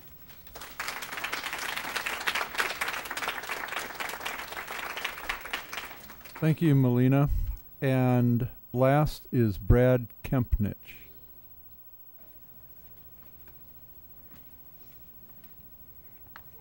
Brad Kempnick, 3024 Tremont Avenue, Davenport, Iowa. I'd like to talk to you about the Birth to Two program as well. As a parent of one of your students, I would like to thank you in what has already become a very positive experience in my child's life. This program has shown me what wonderful and useful things this school district can do with your qualified employees. With the past year and a half, the school at Children's Village West has helped my child's development more than I could have hoped for, from her peer interaction to her practice of fine motor skills. The teachers in the program has been a real asset to my child's development and the other children at the school district. Working at the blood center, I get to do blood drives with high school students. During those interactions, I've met students who participate in the occupational child care program. This program is directed towards high school students, which teaches them the value of preschool's development along with their interactions. Eliminating this program also impacts high school students in the district as well. The benefits of this program go beyond just providing daycare to parents. It has opened up windows of light onto my child's development that I will ever be grateful for.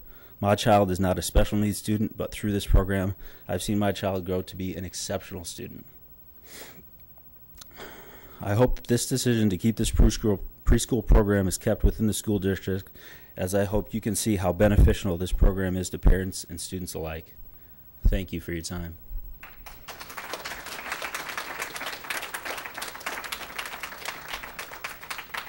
Thank you, Brad.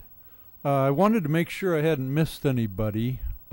We've heard from Larry, Sarah, Micah, Jill, Amanda, Angela, Beth, Julie, Kathy, Melina, Brad.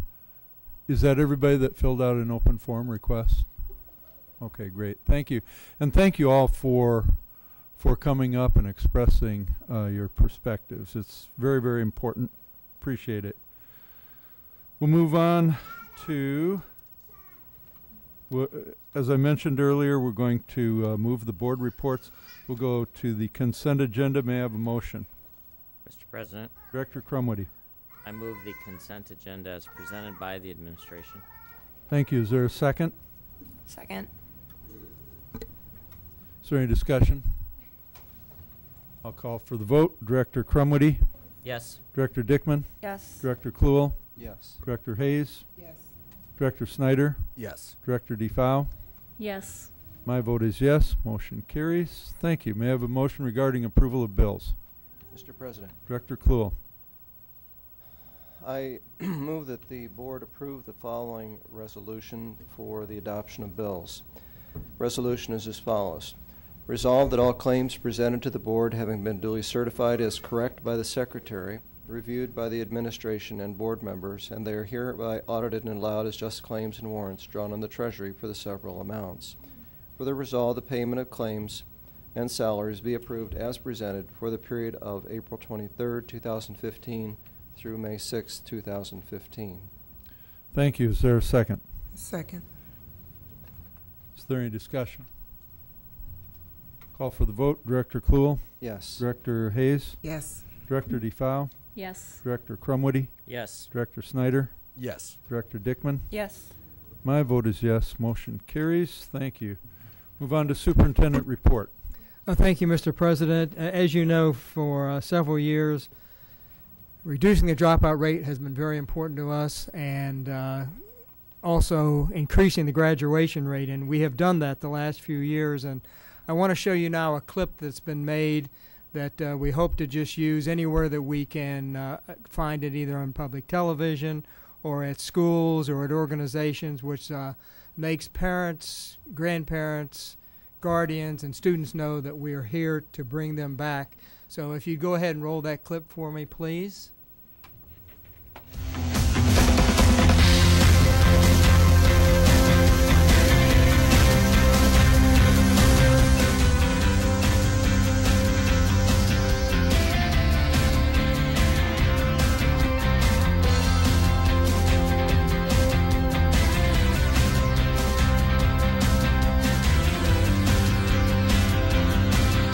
Now more than ever, it is important to be a high school graduate.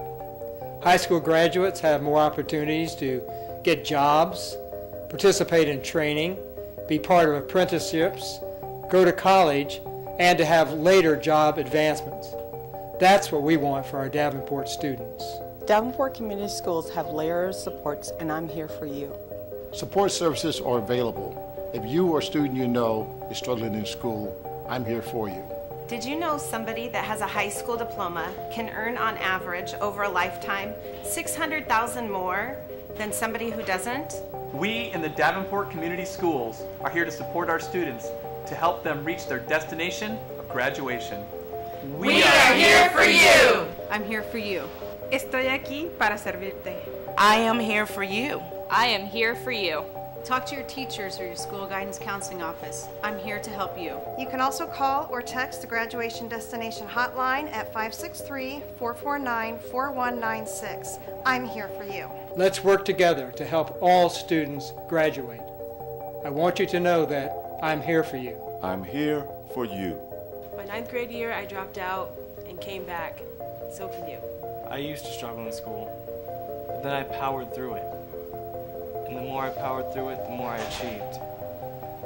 Anybody can do it.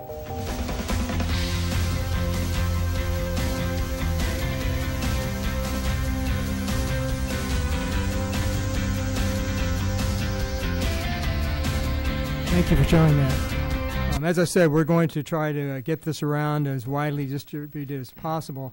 Tomorrow morning, we're having a Graduation Advocates Summit. The intermediate school principals and high school principals will be here with counselors and also my Graduation Advocacy Task Force to look at where we are and to ask the question, what more can we do? So it's hard work, it's individual work, but we just need to keep working until we get there.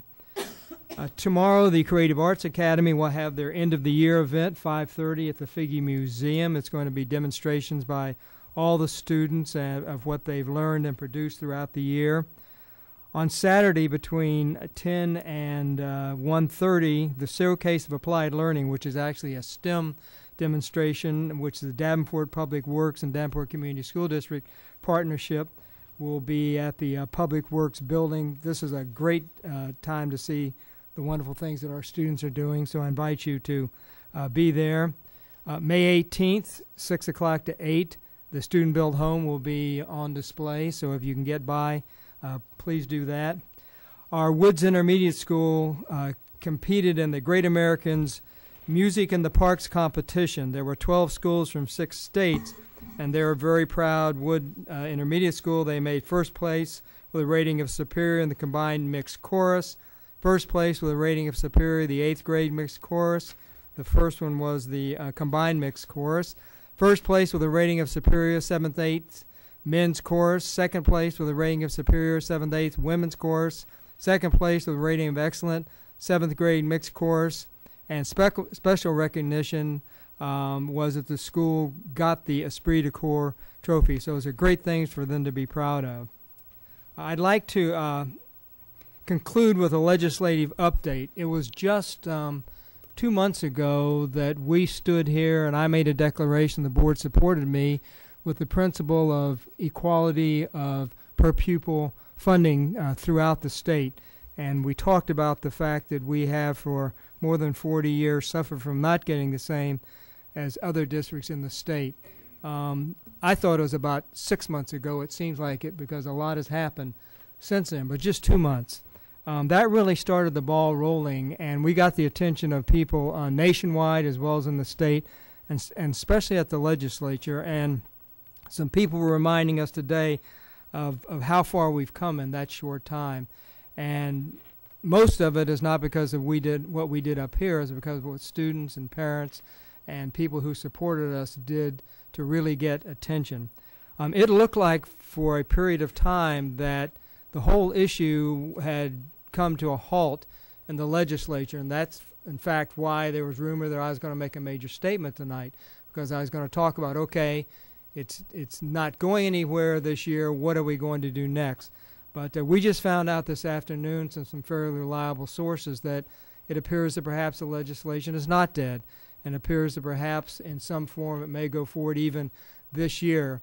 So that's as much as I can say because we're not there. We rely on other people to tell us. But as soon as we know whether in fact, no, this is the end of it this year, and then I can tell you what my next steps will be, or we can say, hey, we've got an interim fix, and that's what we'd like to do, where our students are valued as much as any students in the state, then we will certainly let you know that. So I just wanted to report that to the board. That's as much as I know or I think anyone knows at this time, and I believe we're talking about going day to day and hour by hour to see what's going to happen. And that concludes my report, Mr. President. Thank you. And a couple things are going on. I did change the agenda where we're going to allow board reports here in a minute, and that's a change from our normal agenda. But before that, I would allow any remarks or comments to the superintendent or about what he has just stated. Anything? Director Kluhl. Well, as the superintendent indicated, as chair of the Legislative Advocacy Committee, it's been a very interesting legislative season and an education for all of us. It's been up and it's been down and up and down. But what we're finding is that steady pressure is the best way to deal with this situation. A lot of you out there have made telephone calls, have talked, emailed legislators, and made your presence known. And our worth less students, were incredibly important as they went to the legislature. In fact, one of the legislators told us when we were there at the Capitol about a month ago that one of those kids with a worth less shirt was worth more than 3 of you guys in suits. And I think it's absolutely true. And now we've got the Support Dr. Tate shirts as well. So the community, the court of public opinion is very clear, and the legislature understands that. We are hopeful. The session is not over. There's been allusions made to those of you that know what a meat grinder is, probably not a lot of you in the front row here, but some of you in the back do. And this thing keeps grinding until the end of the session. And we continue to provide support to our legislators. And I just want to, as a board member, recognize the work that Dr. Tate has done to lead this effort and appreciate everything that he's done in that regard. Anybody else? Director Crumwood. Yeah, I'd like to also comment as a member of the Legislative Advocacy Committee. As Dr. Tate has indicated, we thought this bill is probably dead. And late this afternoon, we found out that there's still hope. And if not this year, the bill is still alive next year, as I understand it. And so I would first like to thank Dr. Tate for taking the lead on this, and I think what we all need to think about in our community is to celebrate the small steps that we made. And we have made several small steps. To get the community actively involved is not an easy task sometimes. And not only did we get community members and parents, but students. And I want to thank the parents, the community, and the students for getting involved in this situation, because you have been heard, and not just by us, but also by legislators. Another small step. We have brought this to the attention of the legislature, and that's not an easy thing to do. People are beginning to talk about it to other school districts, to other school boards, to other school superintendents in the state.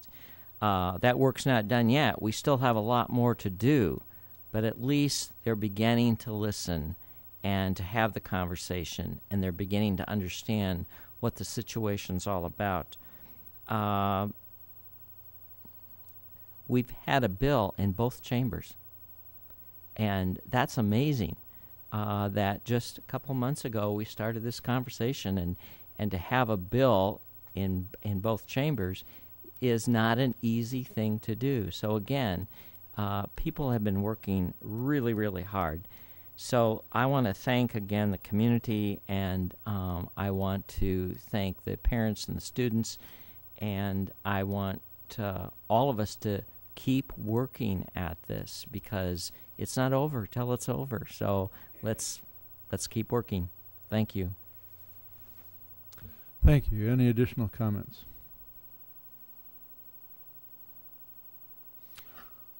If there are none, I will follow with, on behalf of the board. The board has already expressed its complete support of Superintendent Tate's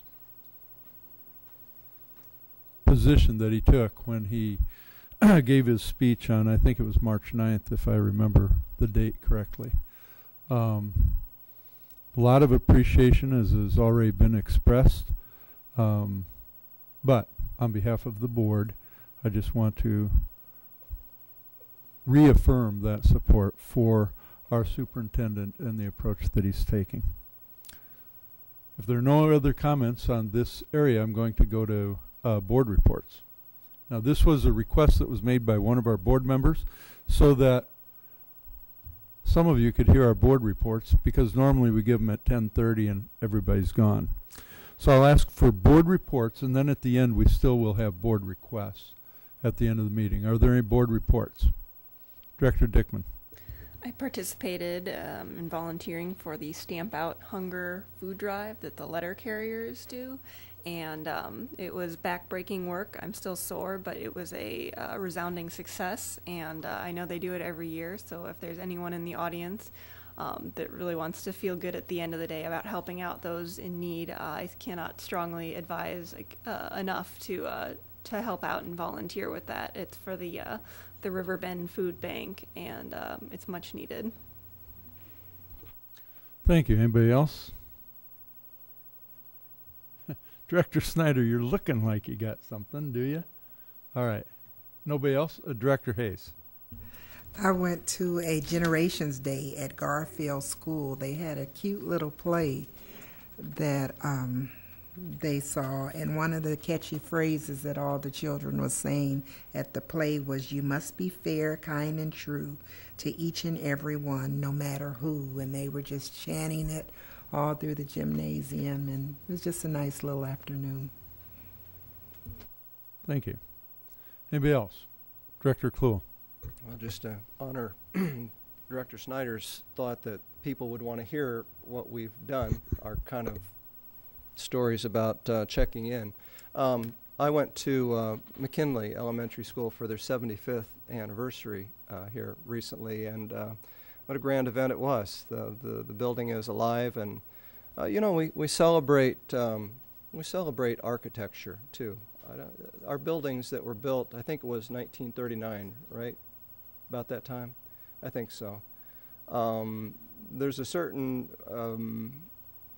element to those buildings that is very important. Call it aesthetic, what you will. So we have our old buildings, and we have some of our newer buildings like Eisenhower. And I often look at the front of Eisenhower and the entrance and say, well, of what practical use could that be? But you know, it's aesthetically pleasing, and I think that our children are not oblivious to nice things, to art, to fine lines. I think they see that, and I think it's meaningful to them as they grow up as little people. So anyway, McKinley was a wonderful experience, a celebration of 75 years of that building. It's quite old and older than me by a long shot. Still standing. So there's hope. Thank you. Any other reports? I've got a couple. One is that we've had recent, it's not only success, I think it's an appreciation for the book study that we recently did. And the board did decide that it wanted to continue that kind of book study. And so it's not going to take a committee, but I am appointing Director Dickman as our professional development contact. And we'll need to work a little bit of the details out, but she will be helping us in the future to further our professional development and book studies. I had a great pleasure on May 1st to attend an award ceremony in Des Moines. And this was, the presentations were made by Governor Branstad. And the nomination in this case was made by Scott Tunnicliffe of the Hilltop Campus Village. And he nominated Vera Kelly, who Vera is very active in our community, and she's very active in our Davenport Community School District as well, in so many ways. Another person that was recognized was Rosie Terrell, and I'm going to read the recognition from that evening. Vera and Rosie are greatly involved in the Hilltop Campus Village District in Davenport. They both serve on the organization committee and regularly plan the annual meeting dinner. Vera is president of the local chapter of the NAACP Davenport chapter. Both are involved in church activities at the Third Missionary Baptist Church, which is in this district, chair the kitchen committee, sing in the choir, and are active in prison ministry. And this was really quite an event. I was humbled and honored to be able to participate that. And Vera, you are an incredible person. Thank you very much for all you do for us and for our community. And you deserve a round of applause.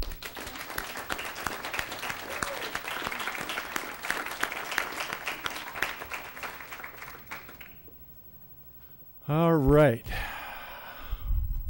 We got a great district and a great community. I guess we'll move on to other items requiring action. First up is the approval of the textbook adoptions. May I have a motion? Mr. President. Director Snyder.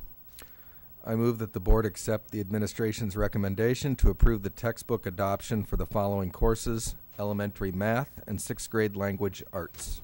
Thank you. Is there a second? Second. Is there any discussion?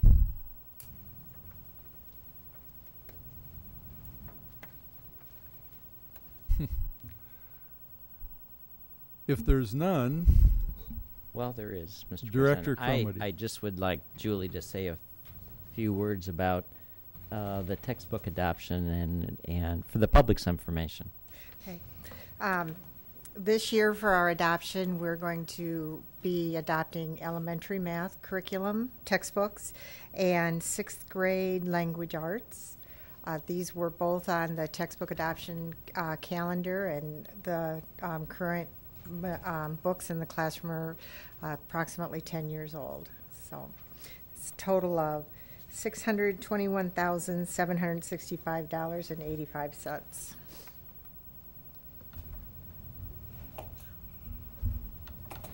Director DeFau.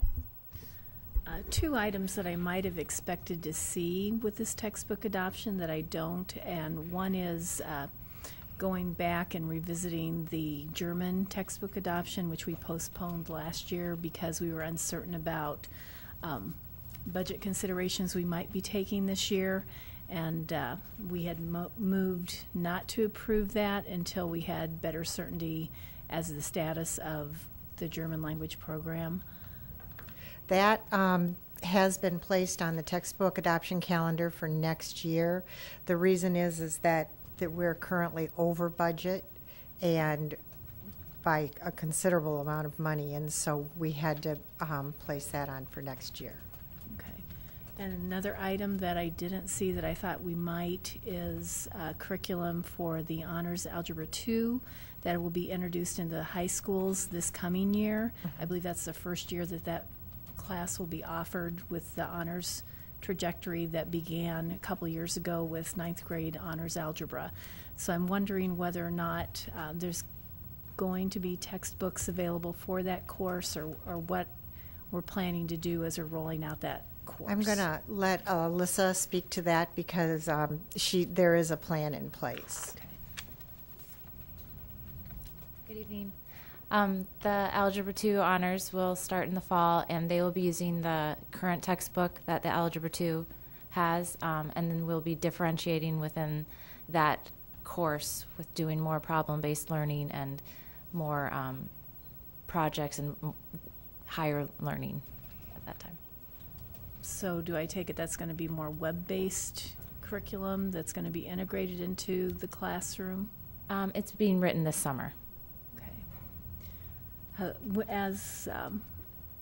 As we near the beginning of the school year, I would appreciate some follow-up conversation as to what that curriculum looks like. Okay. Thank you.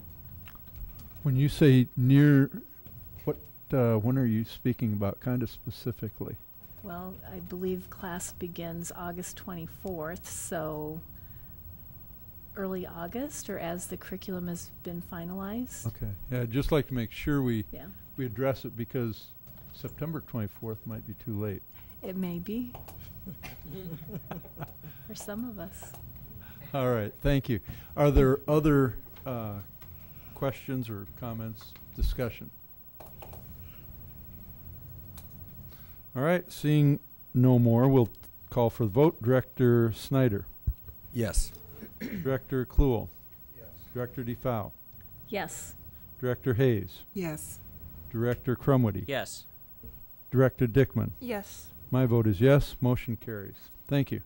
May I have a motion regarding approval to discontinue Birth to Two program?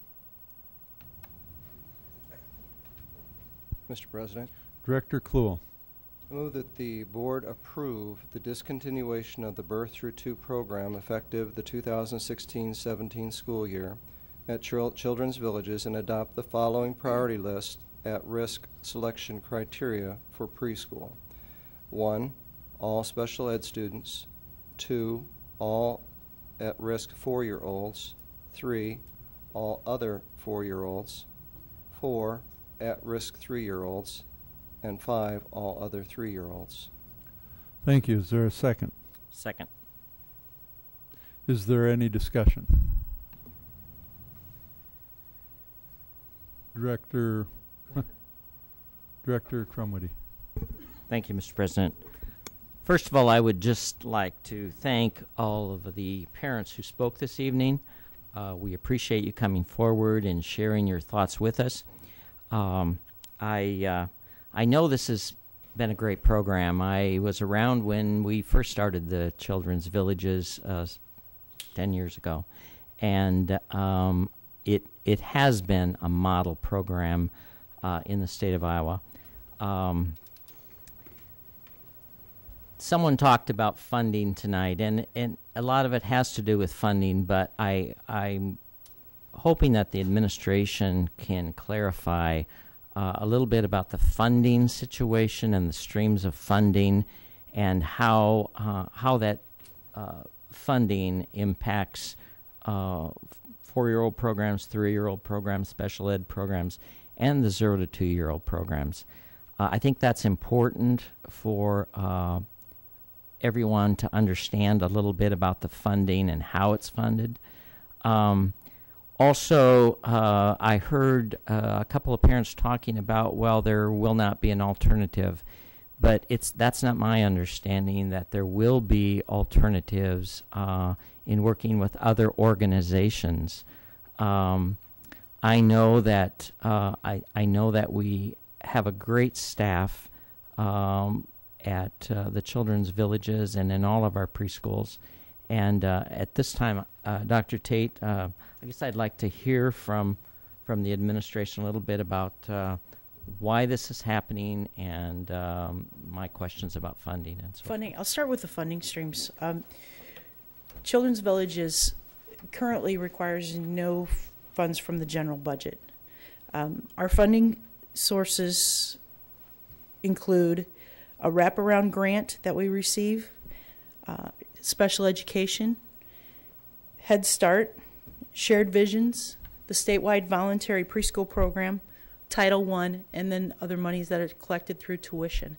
And as far as Title I goes, I'm going to hand it over to Kendall to address that.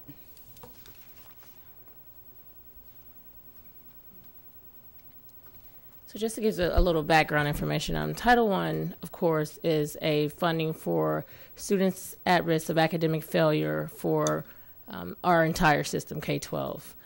Currently, out of Title I, we support the Children's Villages greatly with an amount of $1.3 million. For our specific Birth to Two program, the funding from Title I equates to about $370,000. As far as funding is concerned, there's no consideration of cutting funds to fund Children's Villages. It's just to meet the need of the stream and the need of our students to prepare for kindergarten. Title I specifically says that meeting the needs of the most at risk of academic failure. And for our system as a whole, if we look district-wide, we do have an achievement gap that we're constantly and currently addressing in our K-12 arena.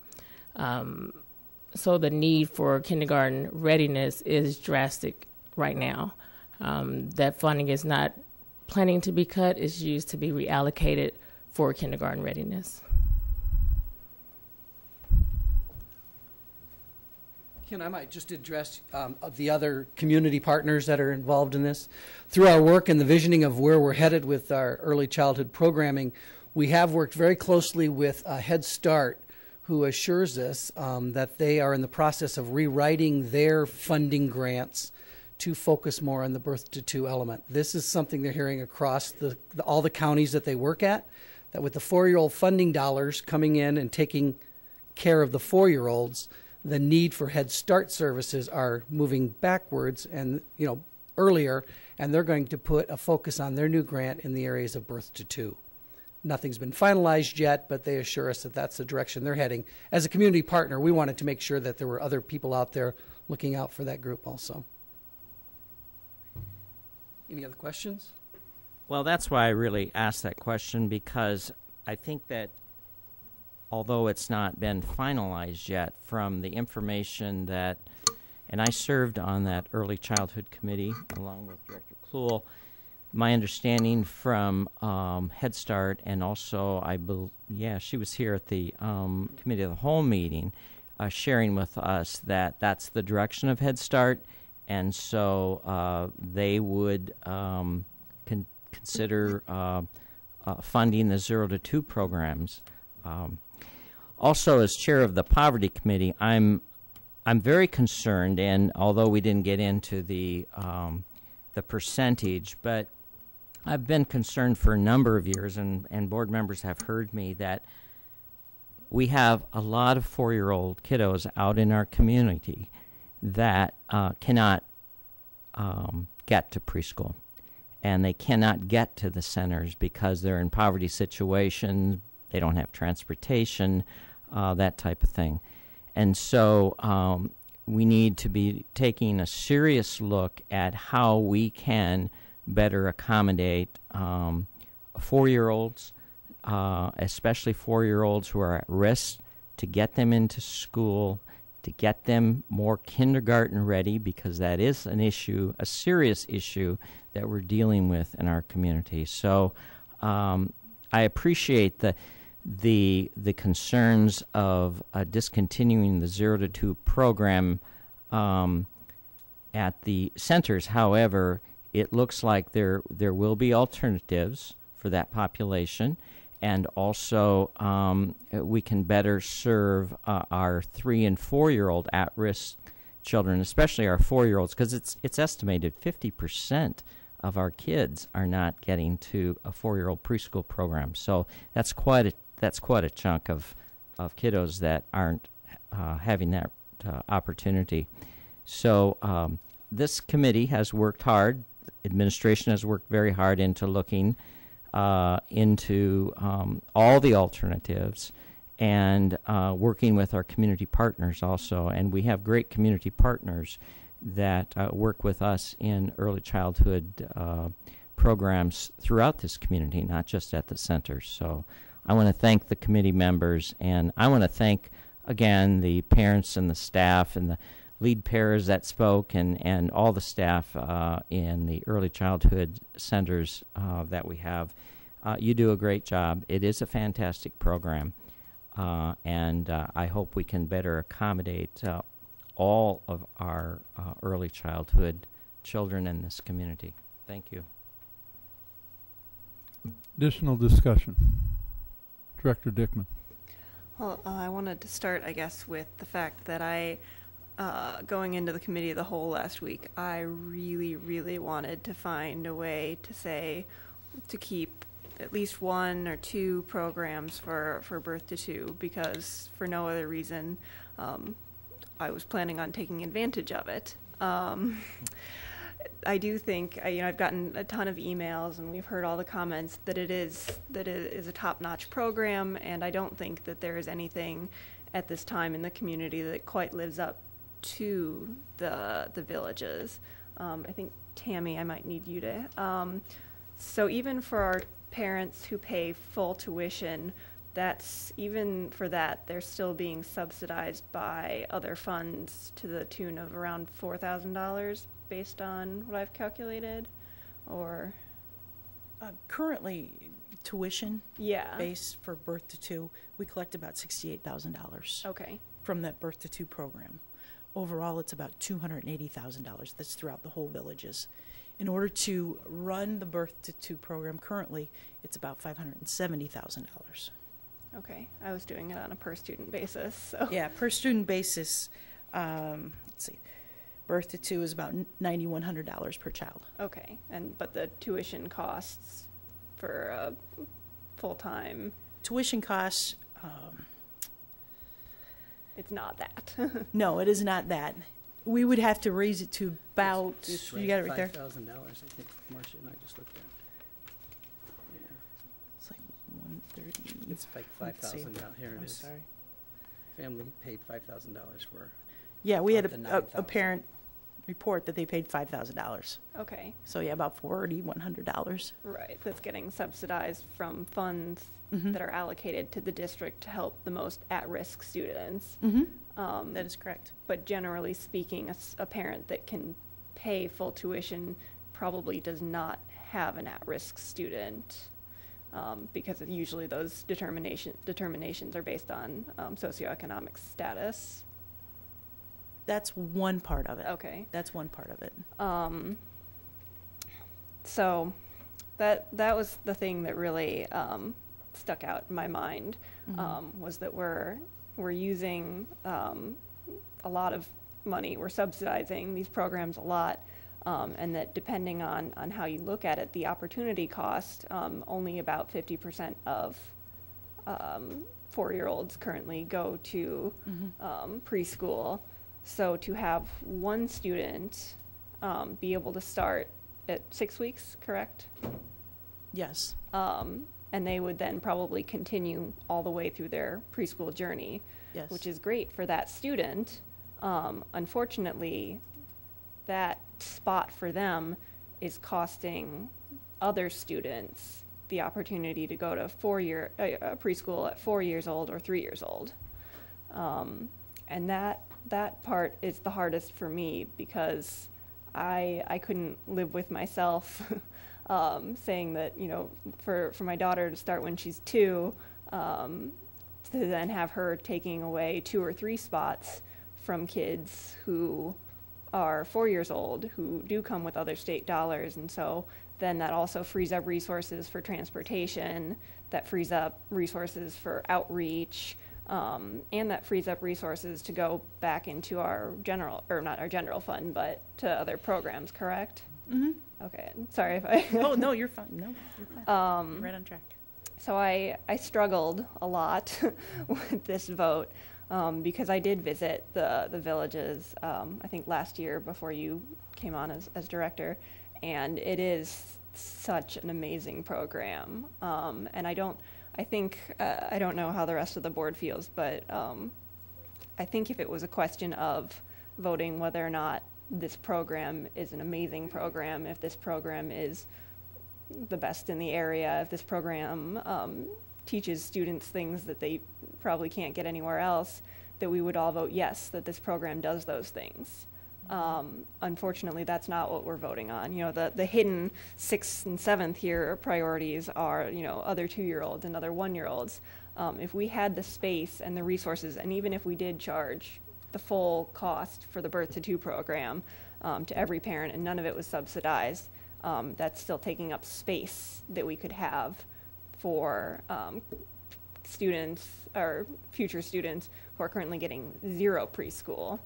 And so that's where, as much as I really wanted to try to find a way to keep the 0 to 2 program, I couldn't say that that was fair to the students that were getting no preschool to have the availability for 4 to 5 years of preschool for some of our students. Yeah, that's really, I guess that's what it is. And so I know that these staff members came and they spoke very passionately, and they are all 100% accurate that that we are going to be denying some opportunities to the 0 to 2 year olds that won't be getting served. But if we voted to keep the program, we would be denying opportunities to a much larger pool of 4 to 5 year olds who are probably more so underserved. Is that something you would say? I would say that would be accurate, yes. So I hope that our votes will not be seen as that we don't like the 0 to 2 program, because that's certainly not true. I do think that it is an excellent program. I hope that our votes will be seen as, right now, the dollars and the space are not there to have everybody have preschool from birth to 2, or from birth to 5. And so we have to make the really gut-wrenching decision on how to spend that money. And I'm glad it's gut-wrenching, as unpleasant as it is. Some moments on the school board are great. When we had those students from the SWS program, that is so awesome to hear. And then we have votes like this that are awful because we are deciding people's fates. But we the advocates for the students for the Birth to 2 program are here. We have to act also as the advocates for the 4 to 5 year olds who aren't being served, whose parents have never been to a school board meeting, probably won't go to a school board meeting anytime soon, but who need opportunity as well.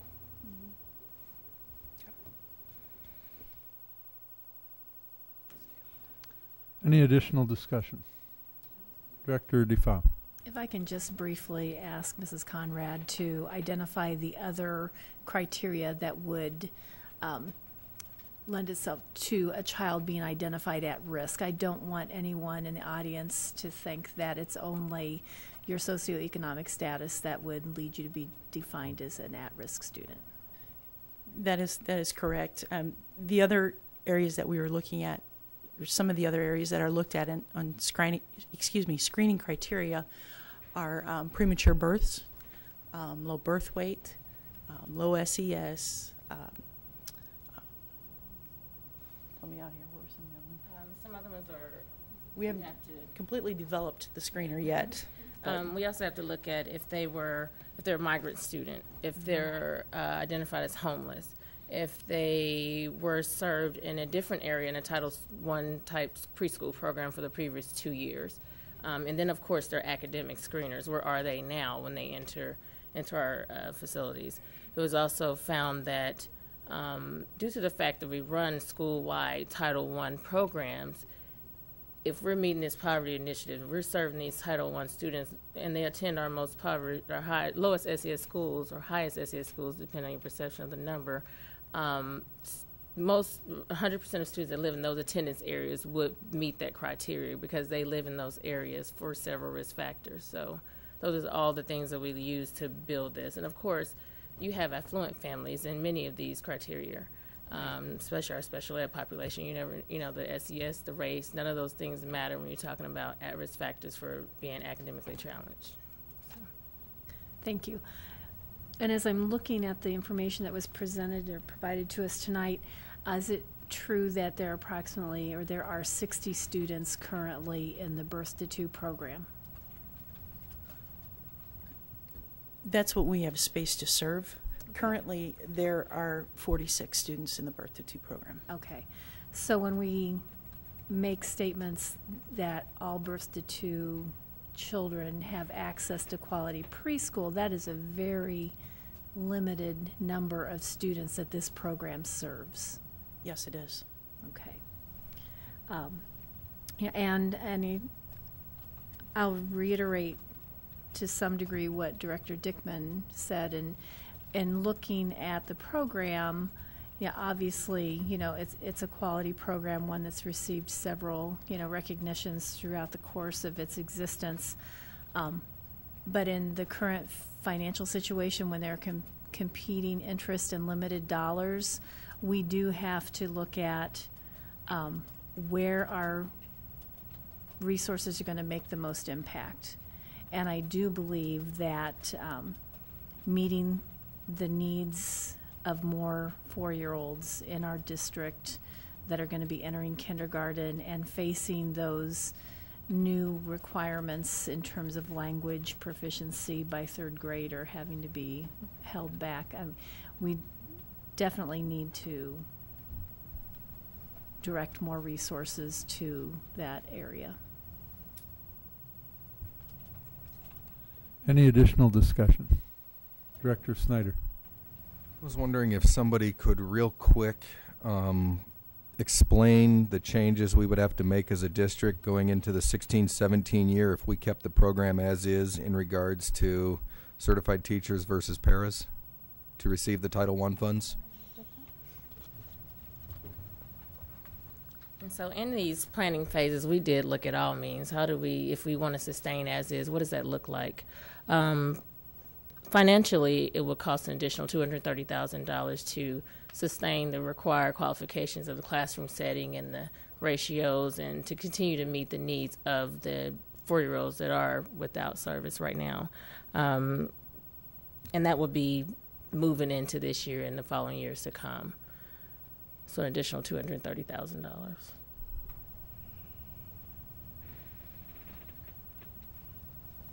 Anything more? Director Kluhl. Well, first of all, as I said up here at the board table, I think, what is it that you 0 through 2-year-old advocates are thinking? And I thought you've listened through this whole deal when we talked about our legislators and how we thought they were listening, but perhaps they weren't. You must be wondering, did these people hear what we said? And we did. We did. And so, Rachel, I mean, you used the word tricky before. This becomes more what Director Dickman said, gut-wrenching, heart-wrenching. This is tough because the emails that I got and your presentations are totally valid for your children. I understand it. And I think it was Micah that he referred to the District of Distinction. Well, for District of Distinction, this is one of the things that makes us distinctive. So why are we cutting out the very things that are most important to some people? And it's tough. But truly, it becomes a matter of focusing on what it is that we do best. And I certainly believe in 0 through 5 programs. I'm a member of the Scott County Kids Early Childhood Board, and that's what we focus on is 0 through 5. And it was Kathy that said, the need is there. And there is no doubt. The need is there for early education for these children. But at this point, our focus, our core, is really on 4-year-olds through 12th grade. And Director Crumwoody has argued the position that we need to focus on 3- and 4-year-olds at the Iowa Association of School Boards, as I have done with the Urban Education Network, saying that it's 3- and 4-year-olds that we need to focus on, not the rest of the continuum. Not that it's not important, but again, we do have collaborators that are working with us to take care of this. And my understanding is that by 16-17, Head Start does plan to be able to take up the slack. And the why is also in discussion. Is it true that the curriculum for Head Start is the same as ours? It is my understanding that they also use creative curriculum along with the YMCA, which is what we currently use at the villages. Okay, thank you. Mm-hmm. So in the end then, it's a matter of looking at 16,000 students and what's best for all the students in the district, and understanding that there are some of you that are going to be hurt by this. But the board believes that there is capacity outside of the district. Now, nothing will ever be as good as what the district provides. We believe that. We're proud of our programs. But we certainly will continue to work with the Y and Head Start to make sure that those are quality programs. And we do have a constant interface with those people. So I just wanted to make it clear that we did hear you. And I wonder how legislators deal with this, because we think they're stupid sometimes. But we will make the decisions that we make based on the interest of all students, and it sometimes is not the best for an individual student. And for that, I apologize, but I appreciate your advocacy. It is heard. Any Director Hayes? It's really, for me, been really tough to listen to everyone's concerns. I myself am a previously licensed daycare provider in Scott County. I know it is hard to find daycare for infants and under 2-year-olds, but there are programs that are available. Years ago, providers used to be called babysitters. But today it's much more than that. You know, we realize how the brain functions and the loss of cells that are not used, and, you know, child care providers today make every effort to make sure that the learning capacity is enhanced within young people. And, you know, the setting, the ambiance in the school setting may be different, but through child care resources and referral, through the Scott County Y, through Head Start, there are comparable programs. And we're talking about space for 60, but actually 40 plus that will be affected. And I do feel confident that there will be a comparable provider that can meet the needs of all the young people. We're not saying that they're not important. It's just the kindergarten readiness. There are children entering into school that have not learned basic skills that are needed, which in turn slows the classroom down, trying to bring them up to speed to get them the basic skills that should have been learned at home. For those parents that cannot provide the skills, they are available and they will become available, so they will get there, and everyone, for the most part, will start a level playing field. So I just felt a need to say, don't be discouraged with it. It will work out, but it's just that there's some right now that need those funds a little bit more than others. Any other discussion? I've got 2 quick things. One is on number 1 of the selection criteria, we say all special ed students. Is there any need to attach ages to that to make sure that we're clear? That would be 3 to 5. Well, I'm wondering if it is 3 to 5, is that something understood, or should we amend the motion so that it is all special ed students that are 3 to 5? I would say for public purposes, as you might know the educational requirements, our AEA collaboration service, the IFSP, the individual family service plans, is what they're identified as for their need for 0 to 2. According to IDEA, that identifies special education students, you only can carry that identification at the age of 3. So when we say special ed, of course, in our educational minds, we know that means you can't be identified as a special ed student with IEP until age 3. But prior to that, we have the collaboration with the AEA for those services. So it can be outlined, but it may be a little skewed to put it out there to say we're not considering birth to 2 special ed kids, because they're really not identified with a disability until age 3. So internally we process 3 to 5, but I'm not sure how that should be put out, but that's the background information of why we say special ed and know that it's 3 to 5. Now, I understand what you're saying, and I understand that educators understand that. Right. But yeah, when this is published and it says all, Right. then that, in my mind, it would not be clear. So it could be amended to state special education students with identified disabilities, because then that is that 3-year-old mark. Say that again. How would it Where be? you qualify for an individual educational plan, an IEP, is 3 years old.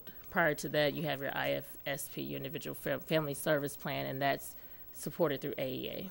I understand that, but how do we word it in the selection? The selection criteria is part of this motion. So we could possibly state special education students with identified disabilities, ages 3 to 5. Do you have that? Okay. Thank you. The other question I had, though, earlier you were talking about criteria for at risk. And do those criteria come from, is it a federal criteria? Is it local? Is it state? How do you establish those? Well, it's a combination of the two. Definitely federal criteria where you're talking about your at-risk populations and some major flags, that homeless, that migrant, the attendance area type things. That's a federal conversation. The other collaboration, we looked at other areas in Quad Cities, Illinois side, because preschools are using certain screeners and certain criteria to determine what at-risk looks like.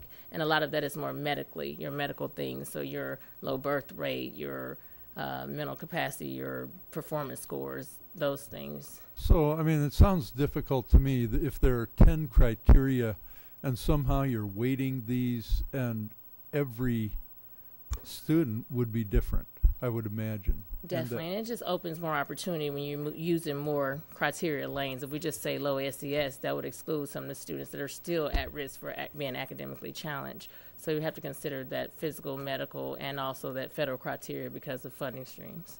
Okay, thank you very much. Any other discussion? Director Crumwitty. Could I amend the motion right now? A friendly amendment? Let me see here. The amendment was made by, the motion was moved by Kluhl and seconded by Crumwitty. You may offer a friendly amendment if the motion maker will accept it. First of all, I don't believe we need special ed students with disabilities, because special ed students are students who are identified having some type of a disability, be it speech or learning disability or so forth. So I would make a friendly amendment saying special ed students ages 3 to 5. Director Kluhl, do you accept that friendly amendment? Yes, I would. All right, is there any other discussion? The friendly the friendly amendment was accepted, and so that is now part of the original motion. Is there any other discussion? Director DeFau. I'm sorry. I think the point that was trying to be made is that saying special education students age 3 to 5 is redundant, because you cannot be identified as a special education student unless you are 3 years of age or older. So, you know, I understand, and I can live with the friendly amendment. You know, do we say all students 3 to 5 with an IEP, because that's really the criteria that determines whether or not a student is special education student at that age, that they have an IEP. Is that correct? That's correct. You will have some students going through what they call a child find process prior to 3, but you know they're hitting that age. So it's still that identification criteria time frame. Maybe that's some, I don't know if it has to be finalized right now, but that specific language that's published with the approval, the Director of Special Ed may be able to solidify that. But it is 3 to 5-year-old special education students. Can I ask for an official opinion as to which option is better? An official opinion? Mm-hmm. Any of the three of you? Special education covers it for us.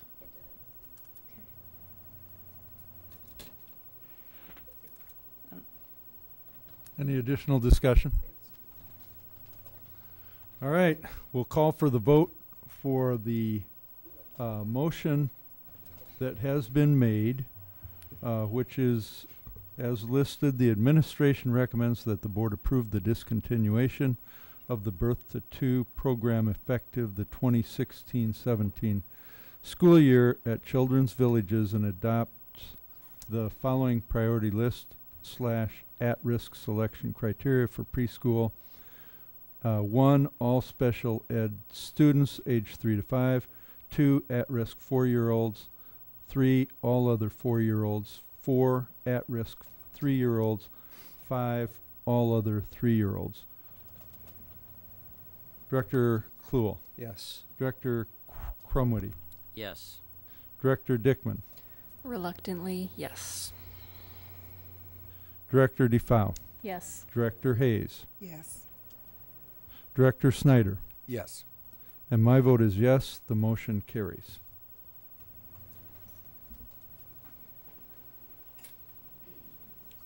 May I have a motion regarding approval of bid for Adams Traffic Safety Improvements? Mr. President, Director DeFau. we're now at the 2.5-hour mark of our meeting, and I would respectfully ask that we take a break.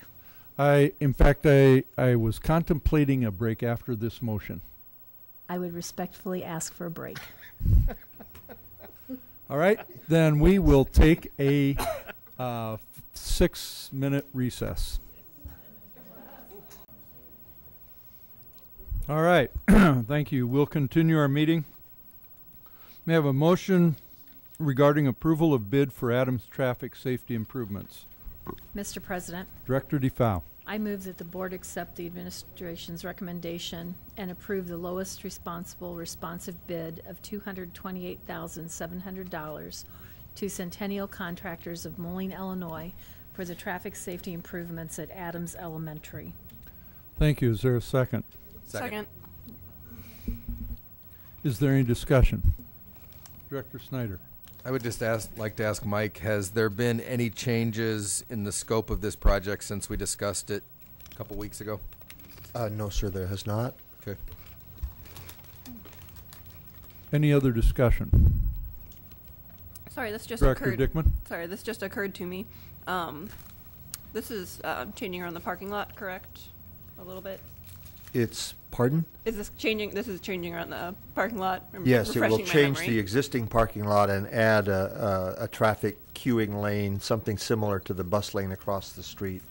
Since we've recently talked about the potential of adding pre-K at various schools, would this interfere in any way with any possible additions? No, it's currently thought that schematically additions would occur on the back side of Adams. Okay, that's it then. Any other discussion? All right, we'll call for the vote. Director DeFau. Yes. Director Snyder. Yes. Director Dickman. Yes. Director Hayes. Yes. Director Kluhl. Yes. Director Crumwitty. Yes. My vote is yes. Motion carries. Thank you. May I have a motion regarding approval of West Traffic Safety Improvements? Mr. President, Director Snyder. I move that the board accept the administration's recommendation to approve the lowest responsive bid of $454,290, which includes all 3 alternates to Valley Construction Company of Rock Island, Illinois, for the traffic safety improvements at West High School. Thank you. Is there a second? Second. Is there any discussion? All right, we'll call for the vote. Director Snyder. Yes. Director Dickman. Yes. Director Crumwitty. Yes. Director DeFau. Yes. Director Hayes. Yes. Director Kluhl. Yes. My vote is yes. Motion carries. Thank you. May I have motion regarding approval of Brady Street South Entry and ADA improvements?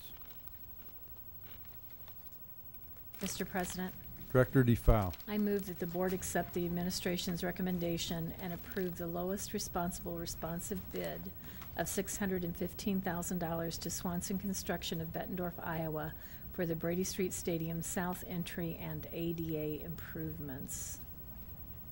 Thank you. Is there a second? Second. Is there any discussion? Director DeFau.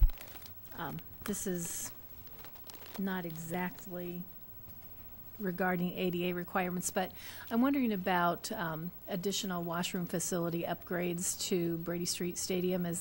We've been doing a lot of other enhancements to restrooms and renovating in the last couple years. Is that on the docket at all?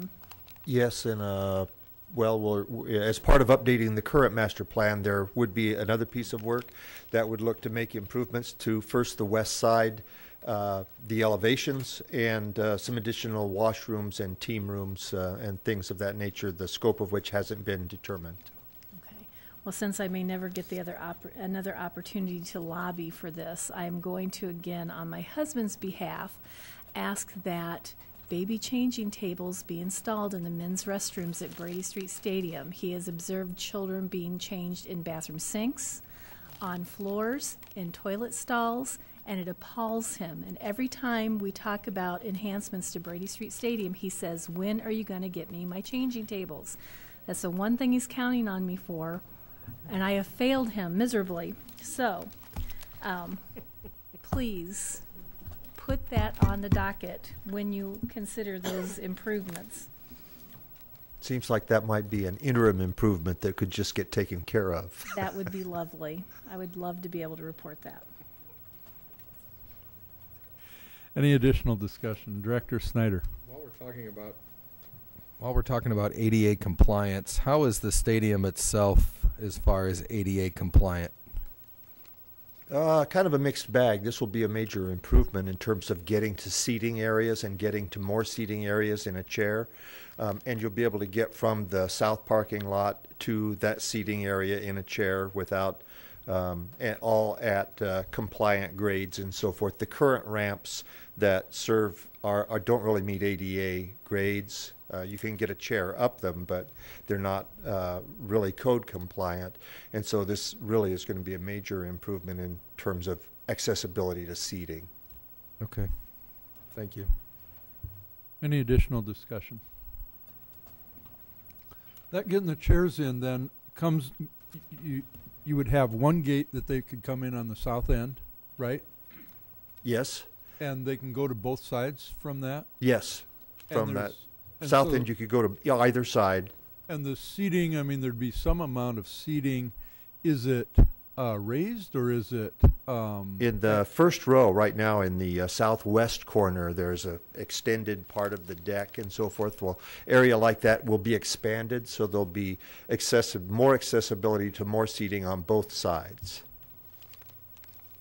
And is it, what level? I'm trying to picture because they're going to be in the southwest and in the southeast corners. Yes, and currently it's only the first row, and I believe that with some future, the next phase of improvement, the one we're saying is a year or two out, that there almost certainly would be a lift on the west side that would get you up to the top row and to the press box level. All right.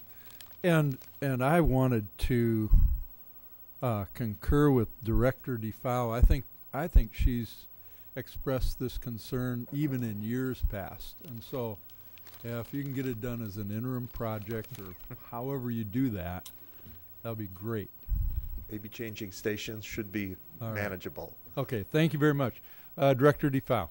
As we're talking about ADA seating for the stadium, I would hope that we wouldn't just be looking at expanding seating opportunities at the end zones, but rather some that are more toward midfield, because I know there are parents of students that participate in marching band or maybe members of the cheerleading squad or the football teams themselves, and to be relegated to the end zone when your student is performing at the 50-yard line for the marching band show is really somewhat frustrating, and I think I can speak for some people I know personally that it's disappointing to them that they don't have a better vantage point of the stadium and the field itself. So I would like to ask that be taken into consideration, and the changing table could be a lovely parting gift. You know, it could be the DeFau changing station, maybe. Director Snyder. And in regards to that, actually the majority of the seating for wheelchair is consumed right now by the marching band. So I completely agree with what Director DeFau has said, that we really need some further down, or we need to strategically find another place to put the band, because it does consume the majority of that handicap seating. Any additional discussion? Just, Director DeFau. just for clarification, the marching band now is assigned to bleachers in the end zone on the north side of the stadium, that at least at the games that I have attended. So they're no longer taking up seating in the stadium itself. Anything else?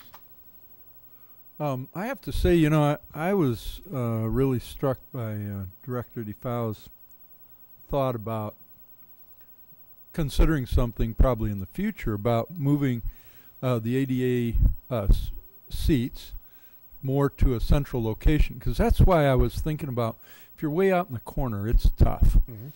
And I don't know what the urgency is to this whole project.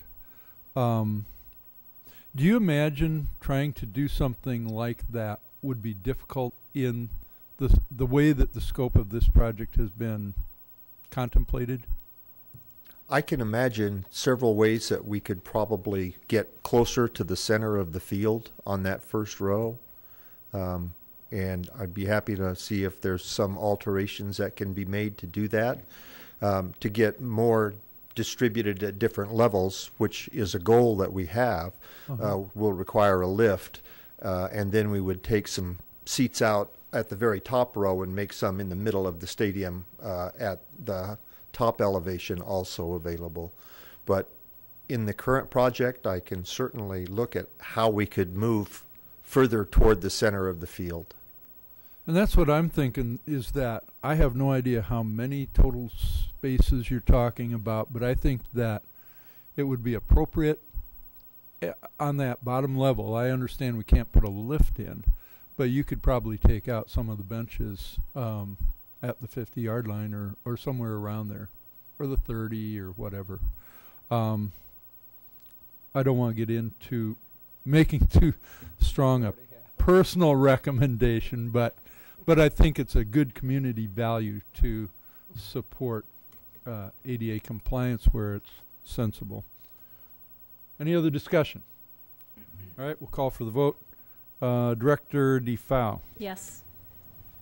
Director Crumwitty. Yes. Director Kluhl. Yes. Director Snyder. Yes. Director Dickman. Yes. Director Hayes. Yes. My vote is yes. Motion carries. Thank you. May I have a motion regarding approval of Madison traffic safety improvements? Mr. President, Director Crumwitty. I move the administration's recommendation that the board approve the lowest responsive bid of $183,700. That includes alternate number 1 to Centennial Contractors of Moline, Illinois, for traffic safety improvements at Madison Elementary. Thank you. Is there a second? Second. Is there any discussion? Call for the vote. Director Crumwitty. Yes. Director Hayes. Yes. Director Kluhl. Yes. Director Snyder. Yes. Director Dickman. Yes. Director DeFau. Yes. My vote is yes. Motion carries. Thank you. May I have a motion regarding approval of change order for Tricon General Construction? Director Kluhl. I would make a motion the board approve the change order to Tricon General Construction in the amount of $210,322.60 for the described work at Moline Elementary. Thank you. Is there a second? Second. Is there any discussion? Call for the vote. Director Kluhl. Yes. Director Crumwitty. Yes. Director DeFau. Yes. Director Hayes. Yes. Director Snyder. Yes. Director Dickman. Yes. And my vote is yes. Motion carries. Thank you. We'll move on to discussion items. Next up is the board self-evaluation discussion. Director Snyder, do you have something to say? Yeah, I'm reluctant to request this, but being as we're already 3 hours into this and I see this as a lengthy discussion, I am requesting that we postpone this and move it to another meeting. I hate to do that because we've already postponed it once, but I also don't want to cut this short because I think it's important. So I think 3 hours into this, I don't know if this is going to get the attention that it deserves. All right, Director Dickman. I know the last time that this was visited, we took on one of the 9 lists things in our list of 9 possible next steps. Perhaps we could start chipping away by visiting another one of those, but not taking on the full list. Anybody else want to weigh in on this?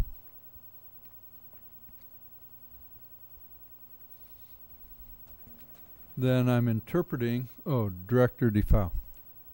It would seem to me to be a valid point to break this into more easily digested subunits, because this is probably the second or third time now that, again, being late in the agenda, that we've talked about, is it better to postpone, is it better to proceed? And it seems as if anytime we look at doing it in one lump sum, absent from a special meeting, that it becomes, more than we want to take on at 9 o'clock at night. So I think Director Dickman's recommendation is probably a solid one. Are you advocating, are both of you advocating taking one on tonight, or that I divvy them up appropriately and put them into future meetings in that manner? We may have more useful conversation if we are able to plan in advance as to which one we would be addressing. All right. I'll take on that responsibility for divvying them up. I'll take it to the Agenda Committee. Sorry, thank you for that. I guess my mind isn't with it either. Yeah, good thing we're going to stop. I appreciate everybody's input. We will postpone that discussion, and I will provide an appropriate schedule for that so that we can bite off smaller chunks. We'll move on to administrative reports. None. Great, thank you.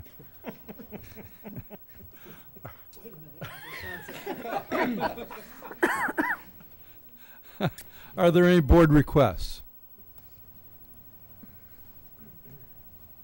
Director DeFau. I request that I can make a public service announcement. Go ahead. I didn't feel like it was appropriate at the time that everybody was reporting about activities they had participated in, but I did want to make the board aware that this Saturday, May 16th, North High School, through the generosity of Dahl Ford, is hosting a Drive One for Your School event, beginning at 9 and concluding at 5. For every person that comes in and test drives a new Ford, and there will be a turbocharged Mustang on site, as well as, big F-350s, etc. We will get $20 per driver and can earn a maximum of $6,000. And it's a very simple process. You come in, you fill out a brief form.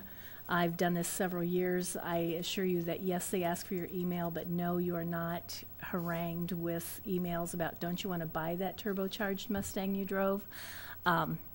This benefits all 4 booster programs at North: the athletic boosters, the instrumental boosters, the drama boosters, and the vocal boosters, and it's a significant fundraising opportunity. So I just would encourage you, if you're out and get the hankering to drive a Mustang or one of those other vehicles, to stop by and help support the students at North High School. Very good. Director Snyder. Just to follow up with that, they don't, as Nikki said, they're not calling you and emailing you and hounding you with sales tactics afterwards. And it is fun. You get a very absolute no pressure atmosphere, and you get to drive a car that is kind of fun to drive. So last couple of years they've had convertible Mustangs. So thank you. Any other board requests? I was just going to ask if you can test fit a baby seat in it. Sure. Anything else? Well, Director Kluwe. I just mentioned that we do have a UEN steering committee tomorrow, and one of the issues that we'll be discussing is changing the membership. You know, right now we have 8 original charter members of the Urban Education Network, the 8 largest districts in the state, but about 4 years ago we began bringing in associate members, which we're close to, but perhaps not meeting the definition of a large district. So the proposal, the thing that we're thinking about and we'll vote on tomorrow, is whether or not to allow those 10 school districts that are now associates to be considered full members. The membership dues would remain the same. Urban Education, the original 8, would pay $8,500. They, being less than 10,000, would still be paying $5,000. And along with that, what we're thinking about is the possibility of, we have 8 members on the steering committee. There are 4 superintendents and 4 board members, and that rotates. Next year, I think Dr. Tate will be the soon-to-be, the superintendent in charge to be, and then the year after he'll be the chair of the Urban Education Network. So it rotates around.